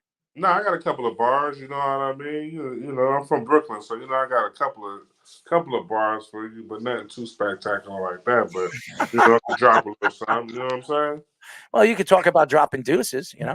Yeah, nah, but I'm not even dropping deuces. I'm in the shower. It's the shower, bro. See, I'm sitting it's the shower, bro. You know what I mean? See, that way, look, you guys are all fancy with the mics and all that. Boom, boom. Hey, yo, I don't need all that shit. I'm basic. You know what I'm saying? Straight out the mud. Dropping deuces will be the official anthem of Lamar Jackson when everybody thought he was hurt and he went off the field to take a dump in 2020, whatever that game was. Drop the deuces. Drop the deuces. They'll think it's the NFL will probably get us in trouble right there. It's like we're doing gang violent things and stuff like that. So let's not drop deuces. But Speedy's new, his nickname is the Deuce Bigelow, so we call him Speedy Deuce, Speedy, are you Deuce? I don't know what I am. I never heard myself be called Deuce Bigelow. So I wanted to ask you brought up the defensive tackle / run defense, like the nose tackle position as a whole, that's gotten kind of disrespected both in contract standards, like you were saying, and also even the Hall of Fame standards too. And guys like Vince Wilfork, one of the best of his era, even Haloti Ngata with the Ravens, I thought was really good. There were a lot of other ones across the league. Do you think it should get more respect across the league, even in a passing league where, like you said, the sacks and the quarterback pressures are warranted?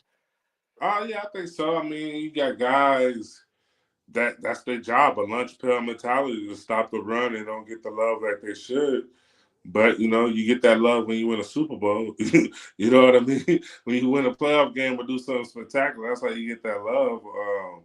But, I mean, I think teams know in order to win, you got to have a great quarterback, game manager, solid offensive line to win up front, and you got to have some good defensive line and a good middle linebacker and a secondary. Start straight down the middle.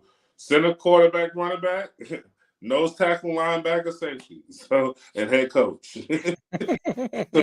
So it works that way. It's just a matter of everything going the way it's supposed to go at the end of the day, and guys buying in and fucking just getting after it. You know what I mean? If you don't have that, you need every position. I feel like, a quarterback is greater than a running back, but at the end of the day, you still need all 11 guys. Well, you need all 53-man guys on the roster, plus the practice squad guys during the week to get you prepared to fucking win the battle at the end of the day.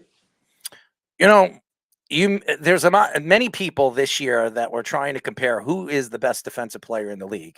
ESPN's been doing it, CBS, Yahoo. They're all posting up stupid things. But TJ Watt has been sensational ever since he's come into the league. He's actually even better than his brother. He's going to be one of the fastest to 100 sacks in NFL history. It's unbelievable what he has done. You have Michael Parsons, who's been a beast of a man. Myles Garrett, like you said, fantastic. I like Michael Parsons, but he bitches too much for me. He bitches too much for me. He's a crybaby. Yo, just play the game. You're not going to get every call. You putting numbers up as a young guy, but you still got to put your time in to get the respect. And I think he wants respect just because, you had 2 years back-to-back. Good. You got to be consistent in the NFL. Mm-hmm. He whines too much, and then he goes on his fucking podcast. Oh, you can't get mad. Philly can talk all the shit because they went to the Super Bowl.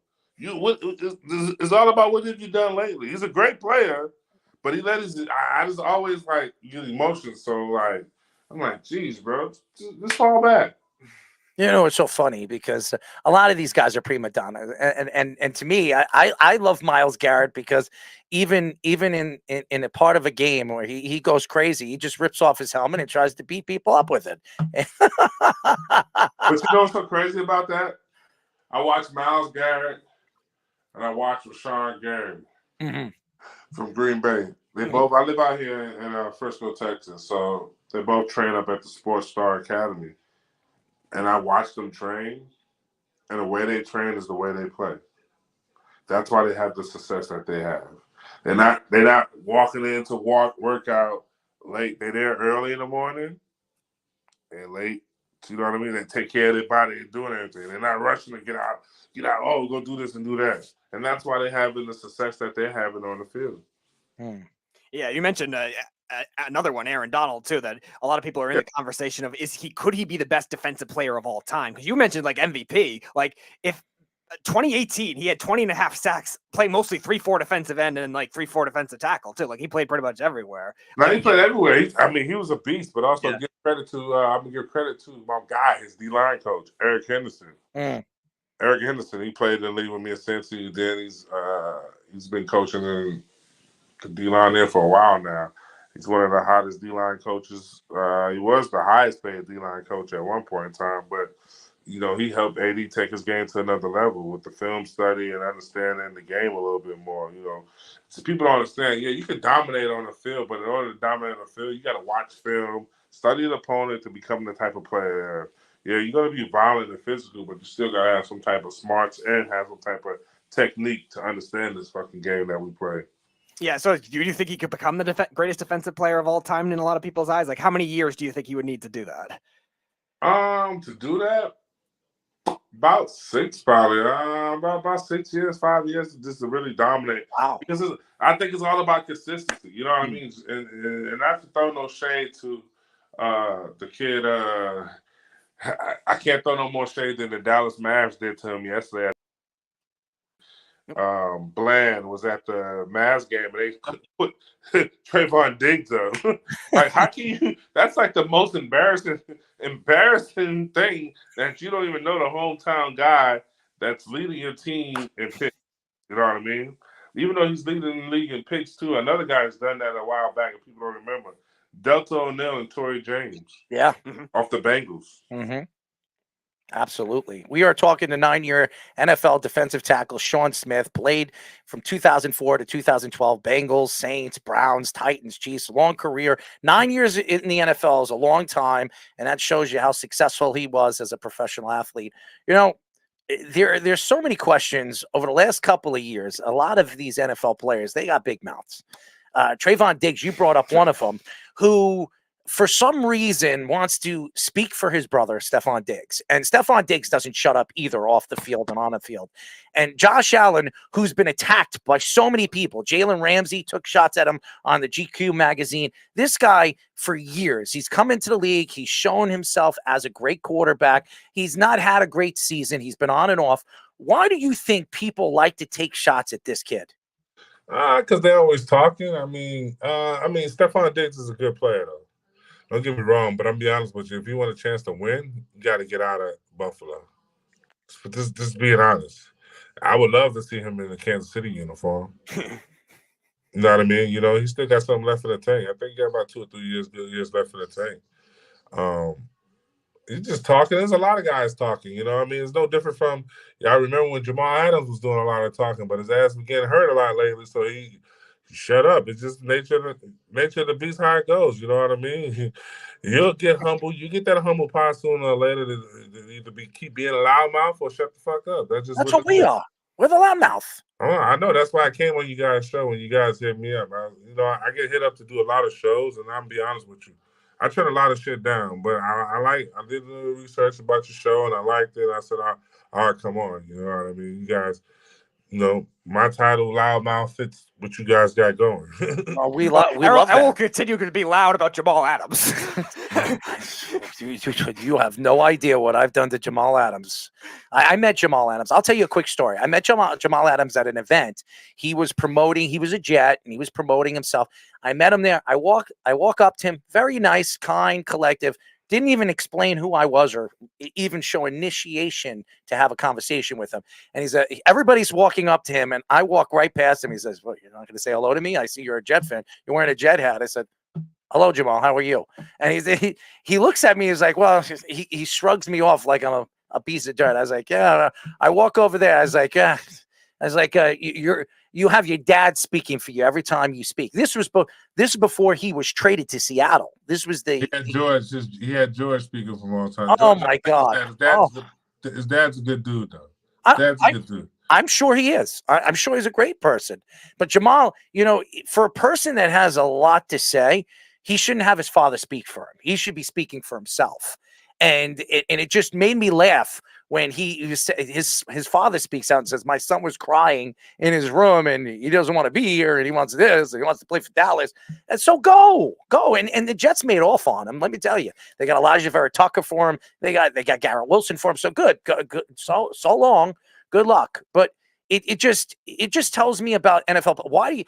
You've been in the league for 9 years. What is it about being a prima donna player? What makes you better than everybody else when you haven't even proven yourself? I don't know. I don't fuck with prima donnas. To be honest, I beat their ass just like what I did with Brady Quinn. You know what I mean? So boy, did you ever? By the way, you know what I'm saying? So it's just like shit like that. I can't deal with prima donnas because prima donnas fuck up the locker room.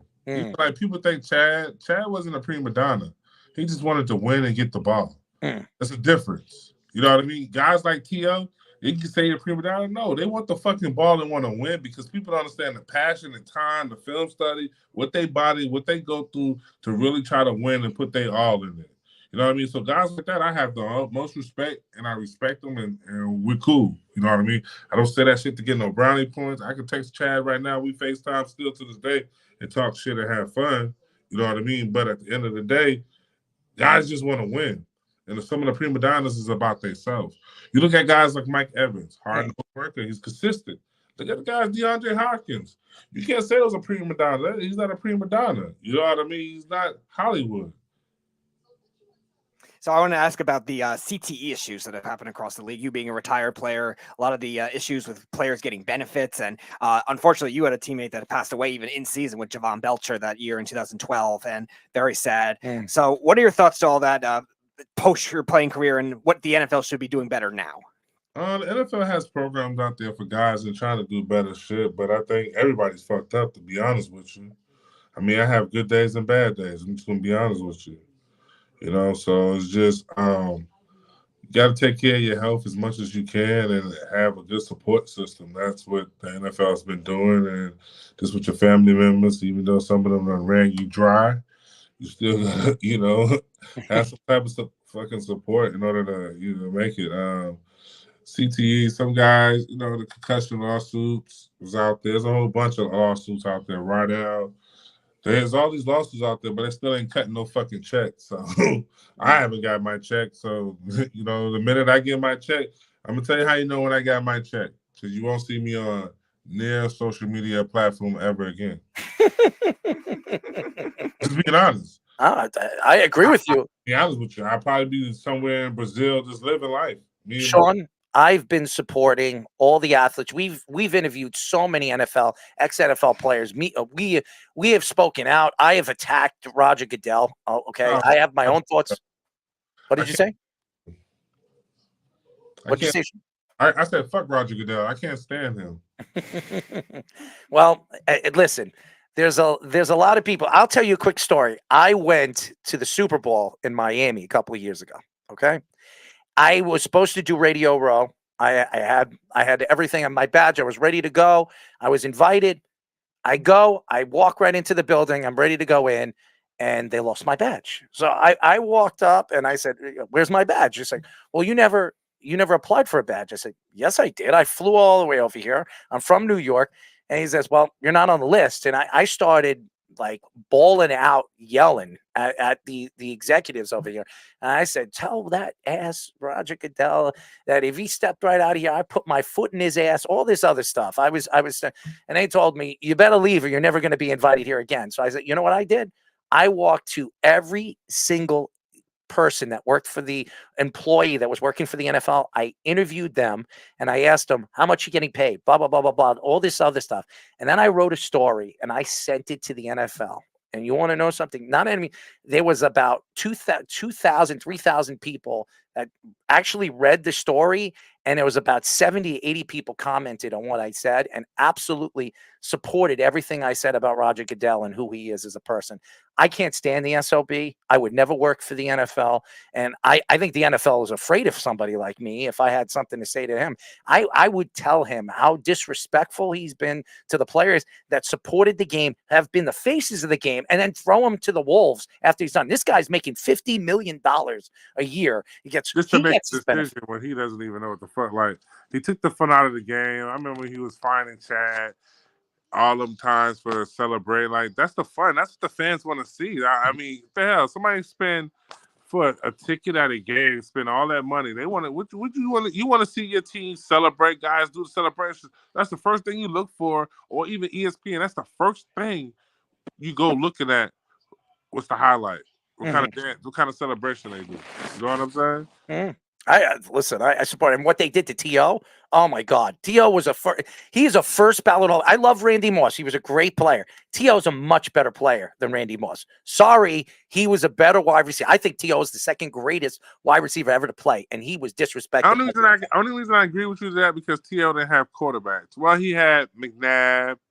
Steve Young. That friend. Yeah, Steve Young, right? No, Yeah. Yeah, he had quarterbacks, but I don't know. It's neck and neck because Randy was a game changer, though. They both were game changers, but Randy, you know what you was getting, consistency. And Randy wasn't hurt like T.O. was. Yeah. Listen, you played with both of them, so you know. I never played with Randy, and I never played with T.O., but I just thought the NFL disrespected him. This guy was a first ballot Hall of Famer. And the way they treated him, I was happy that he didn't show up to the Hall of Fame. That shows you, I love it. He stands for something. That's what T.O. stands for. And that gives me even more respect for the player that he is and who he supports. And what he supports is the game of football moving forward for wide receivers and for the past of talented players that were really disrespected by the NFL. So anyway, Shaun, we really appreciate you, man. And the fact that you chose us, okay, that makes you who you are. We love you. And anytime you want to come on the show, and we will reach out to you as the playoffs come around. Oh, by the way, who do you have winning the Super Bowl this year? Come on, man. What kind of question is that? I'm going Kansas City still. Errol picked him to finish third in the division this year, FYI. Oh, he probably thought the Raiders was going to win the division. Huh? Oh, I didn't. No, he loves his LA Chargers. I had the least clutch team in football. Hey, they suck. They need to call Rivers. You want to call Phil the Rivers back? Listen, I love Phil. And by the way, we had Steve Weich on the show, and he told me Philip Rivers, he said Matthew Stafford has a better chance of making it to the Hall of Fame than Philip Rivers. I said, Steve, wow. I told Steve, I said, whatever you're smoking, man, send it to me, because Philip Rivers, out of all the quarterbacks, maybe he didn't win a Super Bowl, but Eli Manning and Ben Roethlisberger, go look at their numbers. Philip Rivers is a better quarterback all around than both those guys. So the fact that he disrespected Philip Rivers like that. He did, but he didn't, because guess what? At the end of the day, they count champions. Mm. He's not a champion, so he's not great. Remember, they it's a talk team shit about game. they talk shit about Donovan McNabb. Don't you talk about Donovan. Donovan is he's my favorite player of all time. Hey, Donovan's my buddy. He's cool. I'm cool with Donovan. I'm just telling you, I'm cool with 5. 5, hey, 5? We're good. I have no problem with 5.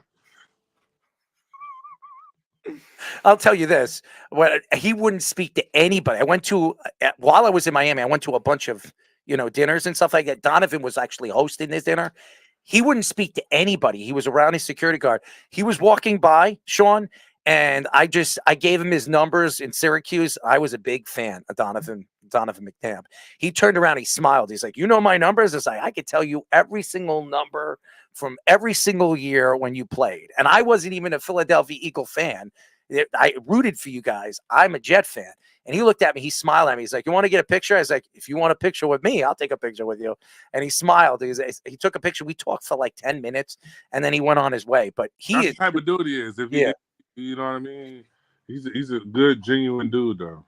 100%. And by the way, big dude too. He is huge. I can't believe how big he is. Playing basketball. So, Sean, we would love to get you on again. You're fantastic. You got a great personality. You should be doing this for a living, bud. All right, man. Give me a job, man. I need a job, man. Add me. Hey, make me the third host of the Loudmouths, man. Hey, I have no problem.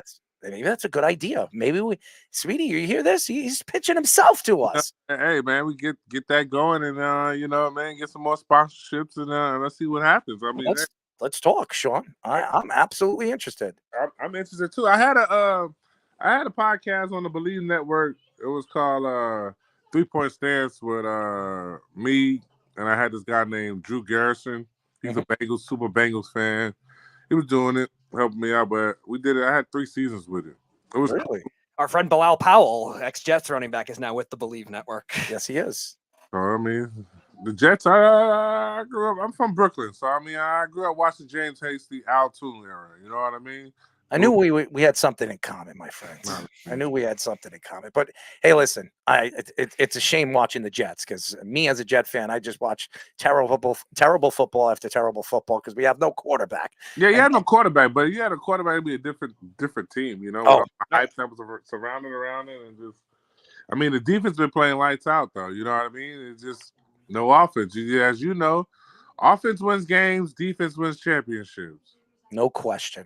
There's no lie about that. So, Sean, you're fantastic. We'll talk. We'll talk. No, seriously, we'll talk in the next couple of days, whatever. Speedy will send you, because we actually, our show actually broke 25,000 downloads on Apple Podcast in the last 2 months. So we're doing pretty well. We're marketing it right, and we would love to have you on, all the time and talk football and talk sports with us. We would love it. Absolutely. Most definitely. We'll talk. No, definitely. Just text me everything, and we'll talk and set up to have a call off air. Absolutely. And Speedy will reach out to you. Follow me. Speedy will send you my Twitter. I'll follow your Twitter, and we'll talk. We'll go for them, man. You guys appreciate having me on. Shaun Smith, ladies and gentlemen, fantastic personality. He doesn't take crap from nobody. And by the way, he likes to hang out in the bathroom. So there you go. And now he's in the bedroom. So. Hey, I'm in the bedroom. I got this nice dinner I'm about to eat. I like that. See, that's what's good about having a wife. She knows how to cook, right? Oh yeah, she's not my wife yet. Well, she's almost there. She's wifely duties though, right? She's doing. There you go. She's listen, spelling bee. I mean, she's helping him spell, mathematics. I mean, she's all what you want from a woman, my friend. All right, my guy. I appreciate it. Y'all have a good. Shaun Smith, fantastic personality. Really, let me tell you something. We've interviewed a lot of ex-NFL players. He's fantastic. He doesn't hold back. That's for sure. No, he doesn't. And that's what I love about, it doesn't matter where you're from or how long you played in the NFL or how long you played in the MLB or the NBA. When you look at, and you don't have to compare yourself to a radio guy or listen, as an athlete, these athletes, they're the best of the best. 9 years in the NFL. If you're playing 9 years in the NFL, you're doing something right. So And Shaun, he's got a good personality. I just thought it was funny that he was hanging out in the bathroom. That's Speedy's favorite place to be, right, Speedy? When you're winded? And Philip Rivers' favorite place to be. He loves doing interviews in the bathroom. He does. But when you're winded, you hang out in the bathroom, right? That's Philip Rivers. So you're winded and you pretend you're Philip Rivers? Oh, no, I don't do that. If I wanted to do my best Philip Rivers impression, I would go to some flag football game and just rage at the refs in the fourth quarter. That's all he loves to do is scream at the referees and get himself heated, and then they lose a close game. Like the least clutch team knows it in football knows how to do best. Oh, so now you're you're an ass. It's not just you. I've done this for years to get shots for Chargers. You act like it was just happening now? Oh, man.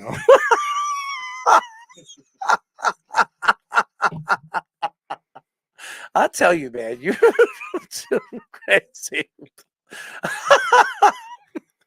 Reports say that the Pelicans have reportedly told Zion Williamson his diet and conditioning needs to improve, but he doesn't listen. Zion's former trainer, Jasper Bibbs, tweeted 2 photos side by side of his of this year and last year, showing the distinct differences in his weight. Pelicans Vice President of Basketball Operations, David Griffin, says that Zion acted very professional this offseason with his diet and showed up at the camp in shape at 284 pounds. There were a couple of instances where Zion was breathing heavily on the court in the Pelicans in-season tournament game against the Lakers. Zion has only played 60 or more games in a season one time in his career. Zion also has a clause in his contract which would cause him to lose money if his weight went over 295 pounds. Zion is averaging 22.9 points per game, 5.6 rebounds per game this season, both career lows. First of all, and I'm going to say this very, very nicely, I hope the Pelicans trade him, because if he goes anywhere else, he's going to succeed. This guy, I understand he doesn't play a lot of games. I understand he doesn't look like he's at weight. This guy is built like an ox. He really is. He's a sensational player. Even scoring 22.9 points per game and 5.6 rebounds per game, I would take them. I would take those numbers on the Knicks any day. Any day on the Knicks. Now, he needs to stay between 280 and 285, 100%. That's where he needs to be. He's a big guy. He's big bone. The guy has a fantastic ability, and he draws fans to want to see him play. And that's what you want to do. If you're a superstar player, you want to draw fans to come and watch you play. Zion has that superstardom. If you look at RJ Barrett right now and Zion Williamson, as good as RJ has become for the Knicks and becoming every single year, really becoming the player that the Knicks drafted as the number 3 pick in that draft with Zion Williamson and John Morant, RJ will never be the star Zion Williamson is. Never. As good as RJ Barrett is, he'll never be the star that he is. That tells you what he is and what he is going to draw. It's all about money when it comes to sports. You say whatever you want, talent, weight, whatever. It's all about drawing the fans. Now, New York is a place that would absolutely fit Zion Williamson. I think Zion Williamson will stay at weight because he would love to play in Madison Square Garden at least, what is it, like 30-some-odd games a season. He would love to be here. The question is, will the Pelicans trade him without RJ Barrett in the trade? Because they're not trading Jalen Brunson. No. And they're not going, I don't think the Pelicans are going to want, obviously, the bricklayer himself. Julius Randle back to the Pelicans, not a thing. I don't think they're going to want him. They're not going to take on the rest of the contract. And so they're going to have to really give up picks. And right now, as many picks as the New York Knicks have, and I know they have a ton of them, they're protected picks, could turn into second-round picks. And that's why I think the NBA needs to fix this unprotected, protected. If you're trading a draft pick, it doesn't matter where it is or how bad your team is. It can't be protected and unprotected. They got to fix that up. They brought in the bird rights because obviously of the Larry Bird situation. So now everybody has the bird rights. I don't understand it. But you sit here and you look at Zion Williamson. I don't think he's going to the Knicks. As of right now, I think he would be a great fit there. He wants to go to a big marketplace, and I think he'll do anything to get the hell out of New Orleans. Yeah, I definitely don't think he wants to be in New Orleans by any means. I think at this point with the organization that they're doing everything they can for him, and it's still not making him happy. It's still not helping him put Zion Williamson out. And I don't want to. Nobody's going to fat shame Zion Williamson. Any fan that's doing that, don't do that. He did everything he could this offseason to get to 284 pounds. It's just a very weird body type. It's just the way it is. He's structured right now, and it's hurt some aspects of his game. But like you said, he's still a great player. He's still a well-rounded player. Despite his down numbers in scoring and rebounding this year, he's leading his career average in assists, 4.7 assists per game this year, too, which is very impressive. So he's still a valuable player. Now, with the contract he signed and those stipulations, that could be more concerning. And that's why, like you're saying, they're not going to get a top-end star player back from him if they try to trade for him. Now, they're going to have to make the money work somehow. Maybe they have to get a third team involved. But I think that kind of thing is very hard to trust. He's only going to go to Miami, New York, or LA. That's all he wants to go to. He wants to go to a big marketplace. Now, if he goes to a big marketplace, I really think he will do anything to cut that weight. He doesn't want to be with the Pelicans. We know that. He took the contract because obviously if somebody's offering him $100 and some odd million or $200 million, he's going to take it. I take it. You take it. We all take it. It doesn't matter.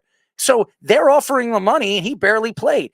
I think that if the Knicks make a trade for him, his whole regimen would be different. He wants to make money. He wants to build his brand somewhere in a big city. He would be perfect. I know Josh is posting up things. Zion comes to the Knicks. It keep Eddie Curry away from here and all this other stuff. Yeah, first of all, Eddie Curry is nowhere close to the talent Zion Williamson was. Eddie Curry was a top pick from the Chicago Bulls. He never really amounted to anything. He never really developed. Zion Williamson, in the 4 or 5 years he's been, 4 years he's been in the league, he has developed. And at one point, he was arguably a top 10 player in the league. Now he can't stay healthy. He doesn't want to be in New Orleans. So obviously he wants to go to a big marketplace. So if the Knicks could sit down and talk to his agent and have an opportunity to talk to Zion Williamson and have a conversation with him, or even the Lakers would absolutely make a trade for Zion Williamson. Are you kidding me? LeBron James as the GM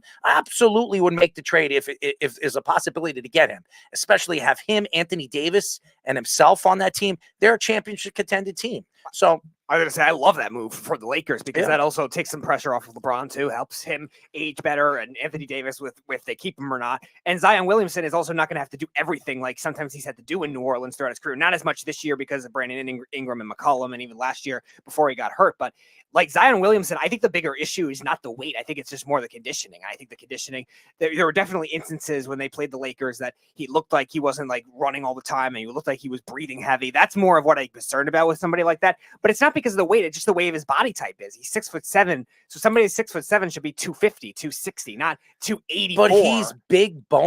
I know that. And I look at him. If he's 285 right now, if he dropped 10 pounds, he's fine. He's built to do this. Okay.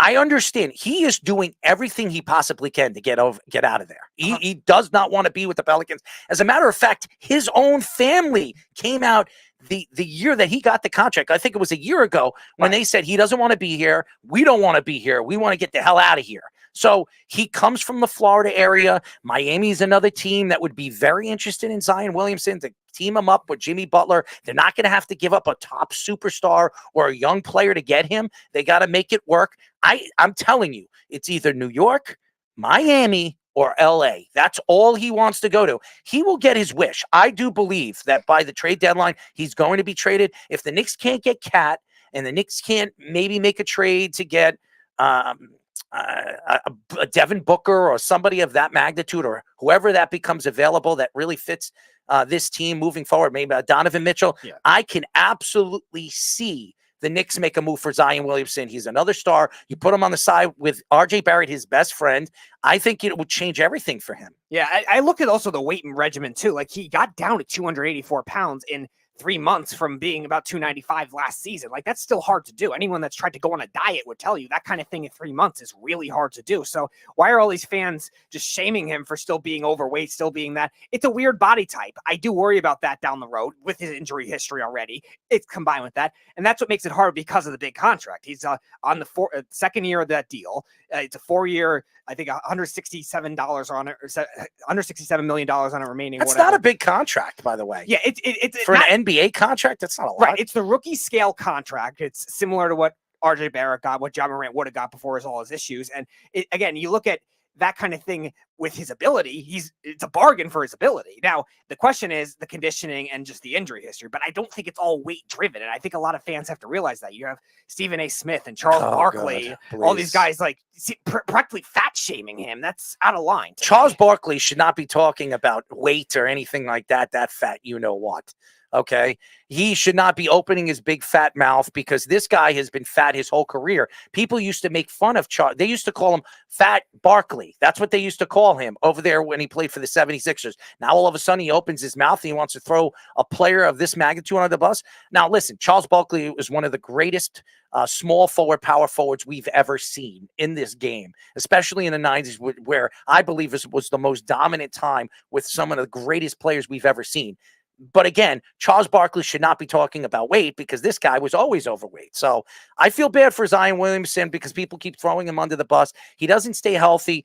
Yes. But again, he doesn't want to be there. So why would he want to be on a court with a bunch of guys that he doesn't want to play with? Yeah, and Josh brings up a good point in the comments. Says we accept plus size model, which accepts plus size athletes. We accept offensive linemen. Yeah, and 6'6" for 295 pounds. That's about the size of an offensive lineman what he was last season. Now he's down to 284. Obviously, a different skill set for an offensive lineman in football versus somebody in basketball that has to go up and down the court all the time. The guy could jump higher than anybody in the NBA. So you're telling me a 284-pound guy can hang on a backboard, hang on the backboard of an NBA hoop?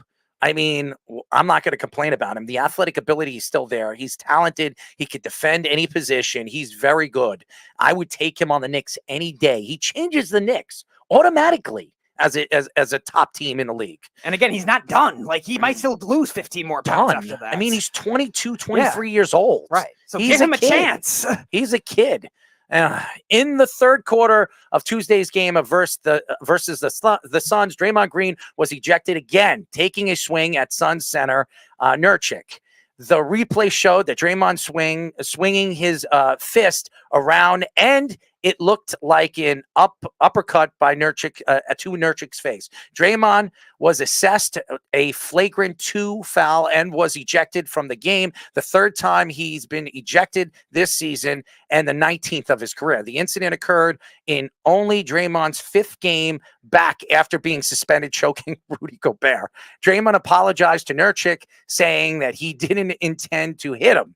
He also said that Nurkic was pulling his hip and he was trying to sell a call. Nurkic said about Green, the brother needs help. I am glad he didn't try to choke me. The Warriors are 10-13 this season, 11th in the Western Conference. First of all, the Warriors suck. Okay, that's why their GM decided to step down last year, because he realized, I don't want to be the blame of this team. I won 3 titles with this team. I don't want to be compared to any of this garbage that is there now. Steph Curry is going to get traded in the next 2 years. Next year, he's not going to want to be there. He still has maybe a little bit left to win a championship with a veteran or even a young up-and-coming team. I could see him going to Houston. I could see Steph Curry going to a team and being one of those leaders of those teams and being that three-point shooter. Right now, Draymond Green is on his way out, okay? The guy's got a tremendous problem. He likes to show his private parts on social media. He's now married. The guy likes to choke people. He likes to put them in, mixed martial arts moves during the game. Almost choked out Rudy Gobert a couple of weeks ago. The NBA should have suspended him at least 15 to 20 games for what he did. He tried to kill him. Okay. And then he goes and he tries to, knock out Nurkic, which I'm going to say this.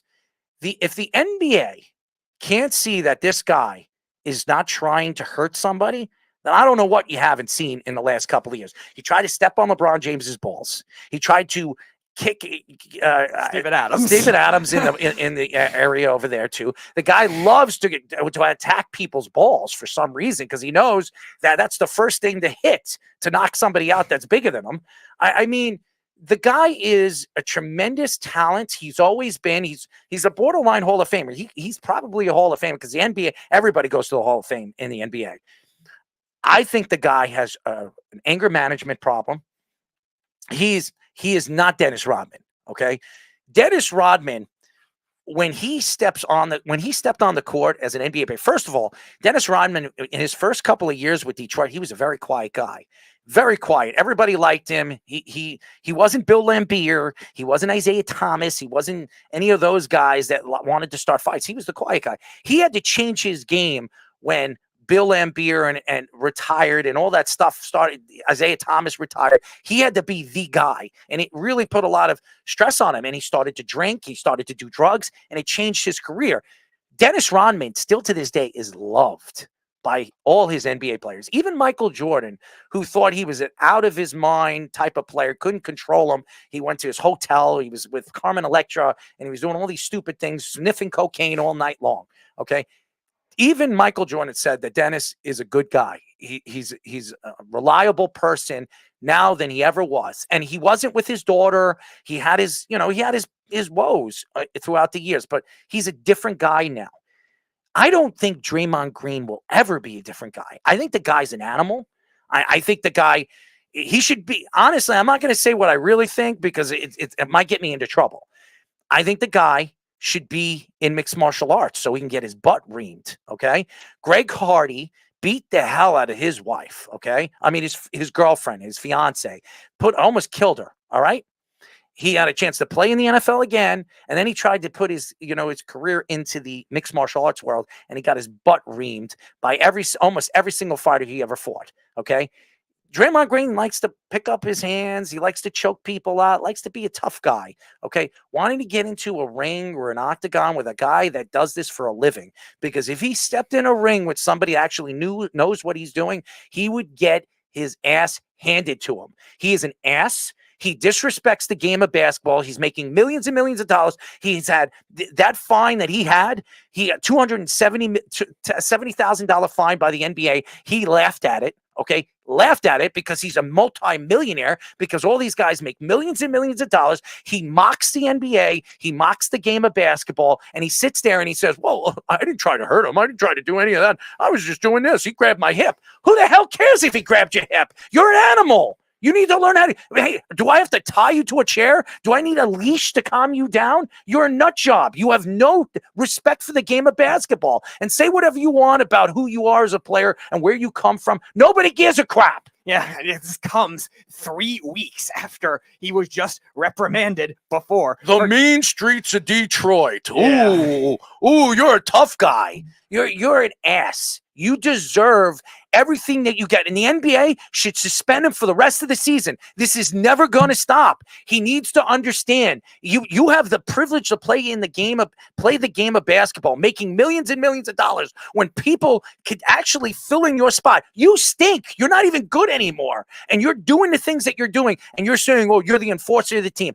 Define an enforcer. This is not the NBA of the 90s where you could be thrown out to the audience and nobody gives a crap, or you have Shaquille O'Neal and Charles Barkley throwing fists. You do that, you'll be Ron Artest. Yeah, you're the enforcer of the team. Yeah, meanwhile, that's not relevant as much to the game of basketball when you're still getting flagrant 2 fouls, ejections, the 19th of your career, the 3rd one of the season already, and now you're going to possibly get suspended again. And I agree, you should get suspended the rest of the season. Like, you're not learning your lesson in 3 weeks. There's something wrong with you. The guy, Nurkic, just holding your hip. You're trying to get position. Okay, was it a foul? I don't know. It was kind of tacky. Okay.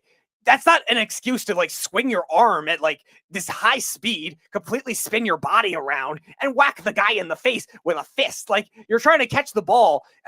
It was an inbound play. So you're trying to catch the ball. You don't catch the ball with your fist if you're trying to catch an inbound play. So why is your hand in a fist, first of all? You're like bringing a full throttle, swinging around motion, and you hit Nurkic in the face with what looks like an uppercut. And You're gonna say, "Oh, I didn't mean to do that." Yeah, okay.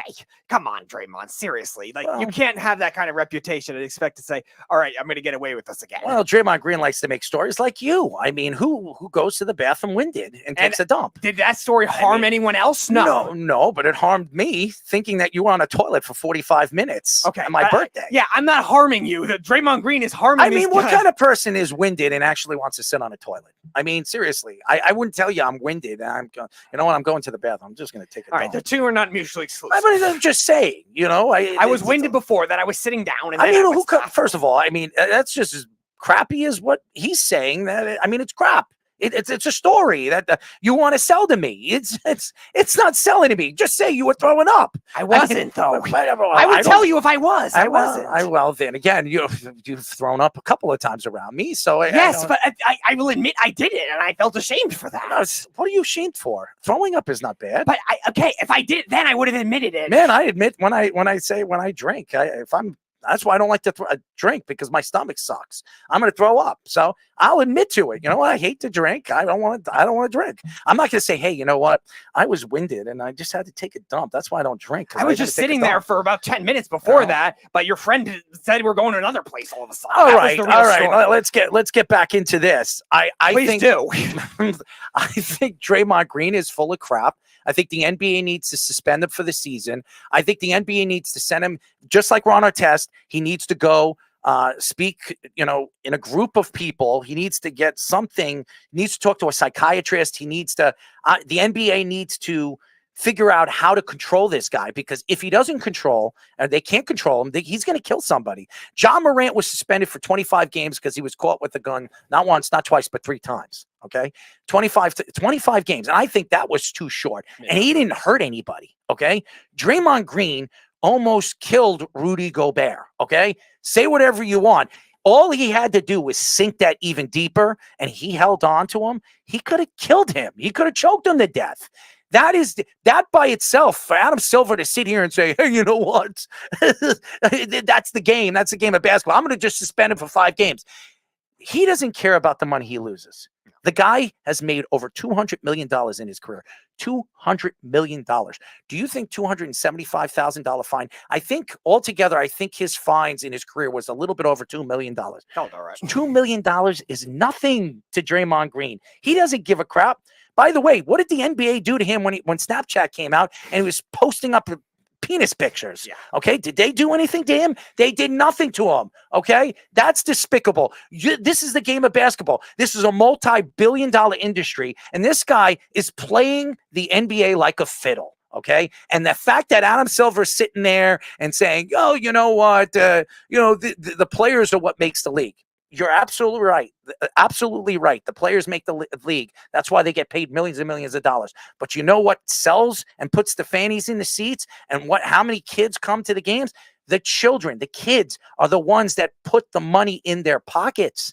They put the money in the NBA's pockets. And when you have a player like Draymond Green, as a matter of fact, if I ever saw a kid with a Draymond Green jersey, I would walk up to their parents and say, you're an idiot. You're an idiot. There is no reason why anybody should support this guy. The guy's a piece of garbage.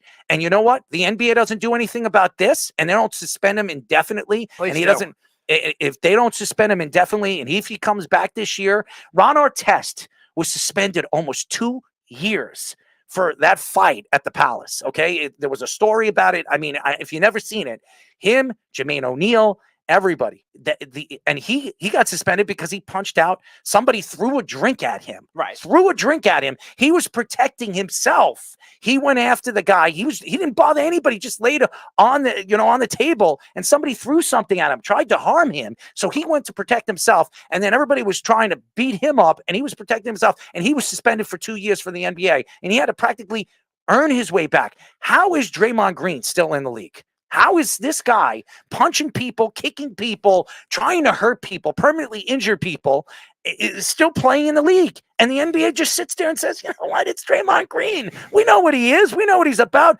Go suck it, man. I can't stand you. I can't stand the Golden State Warriors. I hope this team absolutely deploys every single player. The Thompson, for years, opening his big mouth, taking shots at Kevin Durant, after he leaves, taking shots at LeBron James, the type of players, the Splash Brothers. What have you done over the last couple of years? And all you guys do, all Trey Thompson says and all Draymond Green, they open their mouths and they talk about the past. Nobody gives a crap about the past of the Golden State Warriors. We want to know what you're doing now. And you know what you're doing? You're sucking. And that's why your GM has left and your coach is going to get fired at the end of this year because you guys suck. I always thought 5 years ago or 6 years ago when I met you, and I knew you were with the sports teams that you rooted for, I always thought the Patriots' downfall would be your favorite one. I don't know. It might be the Warriors one at this point. They suck. They're so overrated. They were an overrated, or I don't care what anybody says. They bought their championships when they brought Kevin Durant there. They did win one championship. We'll give them credit for that. Good for them. Great for them. And until Kevin Durant came in there, that they didn't become a dynasty. They are a dynasty because Kevin Durant went over there and helped them win those other two championships. As far as I'm concerned, that team has always been overrated. They've had a world famous three-point shooter that will go down as the greatest shooter of all time. Great for him. He's not the greatest point guard in the league in history. Say whatever you want. I don't care what anybody tries to sell me. He's not even considered a point guard. He's a shooting guard. You want to say he's one of the greatest shooting guards of all time? I'd have an argument with that because there's Michael Jordan, there's Kobe Bryant, there's other guys. But he is not Isaiah Thomas. He's not Jason Kidd. He's not Magic Johnson. I could go on and on and on and on. He's not that type of point guard. He's the greatest shooter of all time, and that's about it. Overrated. And you could take that, you could seal that. Stephen A. Smith, you can seal that. You could tie it up. You could tie it up and shove it up your ass. It doesn't mean anything to me. 3-point shots mean nothing to me. Anyways, it's been a great show, Speedy. Yes. It's been a great one. Thank you to former Brewers reliever and current Bally Sports Wisconsin studio analyst Tim Dillard for joining us. He was fantastic. He really was. And thank you to 9-year NFL defensive tackle Shaun Smith. He's fantastic. I didn't know that he's been invited on many, many shows, and he wanted to come on our show because our show is the Loudmouth. So he's loud. He likes to. I'll tell you this: he was loud in the bathroom. That's for sure. He was loud, and he liked to take shots at loudmouth prima donnas like Jamal Adams. Yeah, there you go. Well, he likes his father, so that says a lot about him. But and by the way, his kid has a spelling bee or something like that. His fiance is teaching him and making him dinner. So who's better than him? I mean, seriously, he made his millions of dollars. He wants to hang out with us every single day. That's crazy. I take him on as a partner on the show. Maybe we have to find back to the Chiefs teams that I think had 3 hyphenated player names on one team and see if his kid can spell those. I'll tell you this. I love people that are honest. Okay. That's what I love. I love people that are honest, ex-athletes. I don't even care if you're an athlete. If you come on this show and you speak your piece and you're fair into what you say and you're friendly about it, I could care less what you say, honestly. But I loved his interview. He was fantastic. Yep. He was one of my favorites. I've interviewed a lot of people. He's one of my favorites because he's honest and he's straightforward and he doesn't give a crap. And that's what you want. If you're doing radio and you're commentating, that's what you want to do. You always want to be honest yourself. If you're not honest yourself, you're not giving the fans what they want to hear. And the most important things he took shots at the Chargers. Oh, I love it. No, I don't love it. But never. Oh no, we know you don't love it. Well, listen, I loved Phillip Rivers, man. I still love Phillip Rivers, and Steve Weich is going to be eating his words. He's going to be taking me out to a nice, juicy dinner because Phillip Rivers is a first ballot. I think it's a first ballot Hall of Famer. He'll probably go on and it's the second ballot, right. But he was a sensational quarterback. And I disagree with our friend Shaun Smith. Football is a team game. And just because he never won a championship, Dan Marino, never won a championship. You're going to say Dan Marino isn't one of the greatest, if not the greatest quarterback to ever play the game? I disagree, Shaun. So there you go. Well, anyways, great show. Who do we have on tomorrow? So tomorrow at 8:30, we will have ex-Jets and Bengals defensive back Schaefer Suggs. He played for 76 to 81, late 70s Jets, and he'll be on at 8:30. And then at 9 o'clock, we have Jesse Hansen. He's a Virginia Tech offensive lineman. Started for 2 years, did not play this year because of an injury. We'll see what the future holds for him at Virginia Tech, but he will be on at 9 o'clock. Well, he gets winded in the bathroom too. I would hope not. That's why he's a football player. I would hope not. He stepped away from college football because he got winded. It was an injury, but okay. He got winded in the bathroom. That was not the injury. Just letting you know, he got winded. That was not the injury. Just telling you. I'm going to tell Jesse to tell the truth when he comes on the show tomorrow. I remember Jesse, by the way. So, anyways, great show. We'll be back tomorrow at 7 p.m. as always.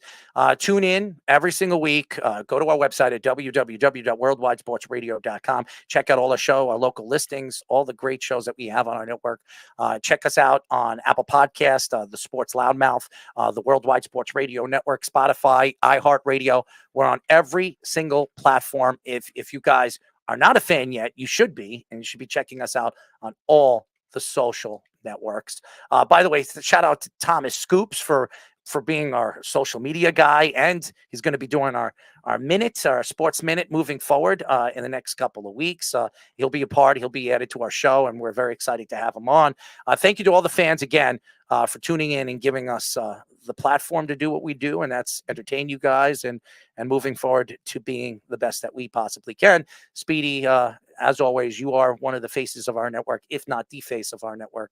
And I appreciate everything that you do. It's a new year, and we're going to go into another year, the 6th year you'll be working with me. It's crazy. We've been together for that long, but very excited for the new year and where we're going with our show. So thank you.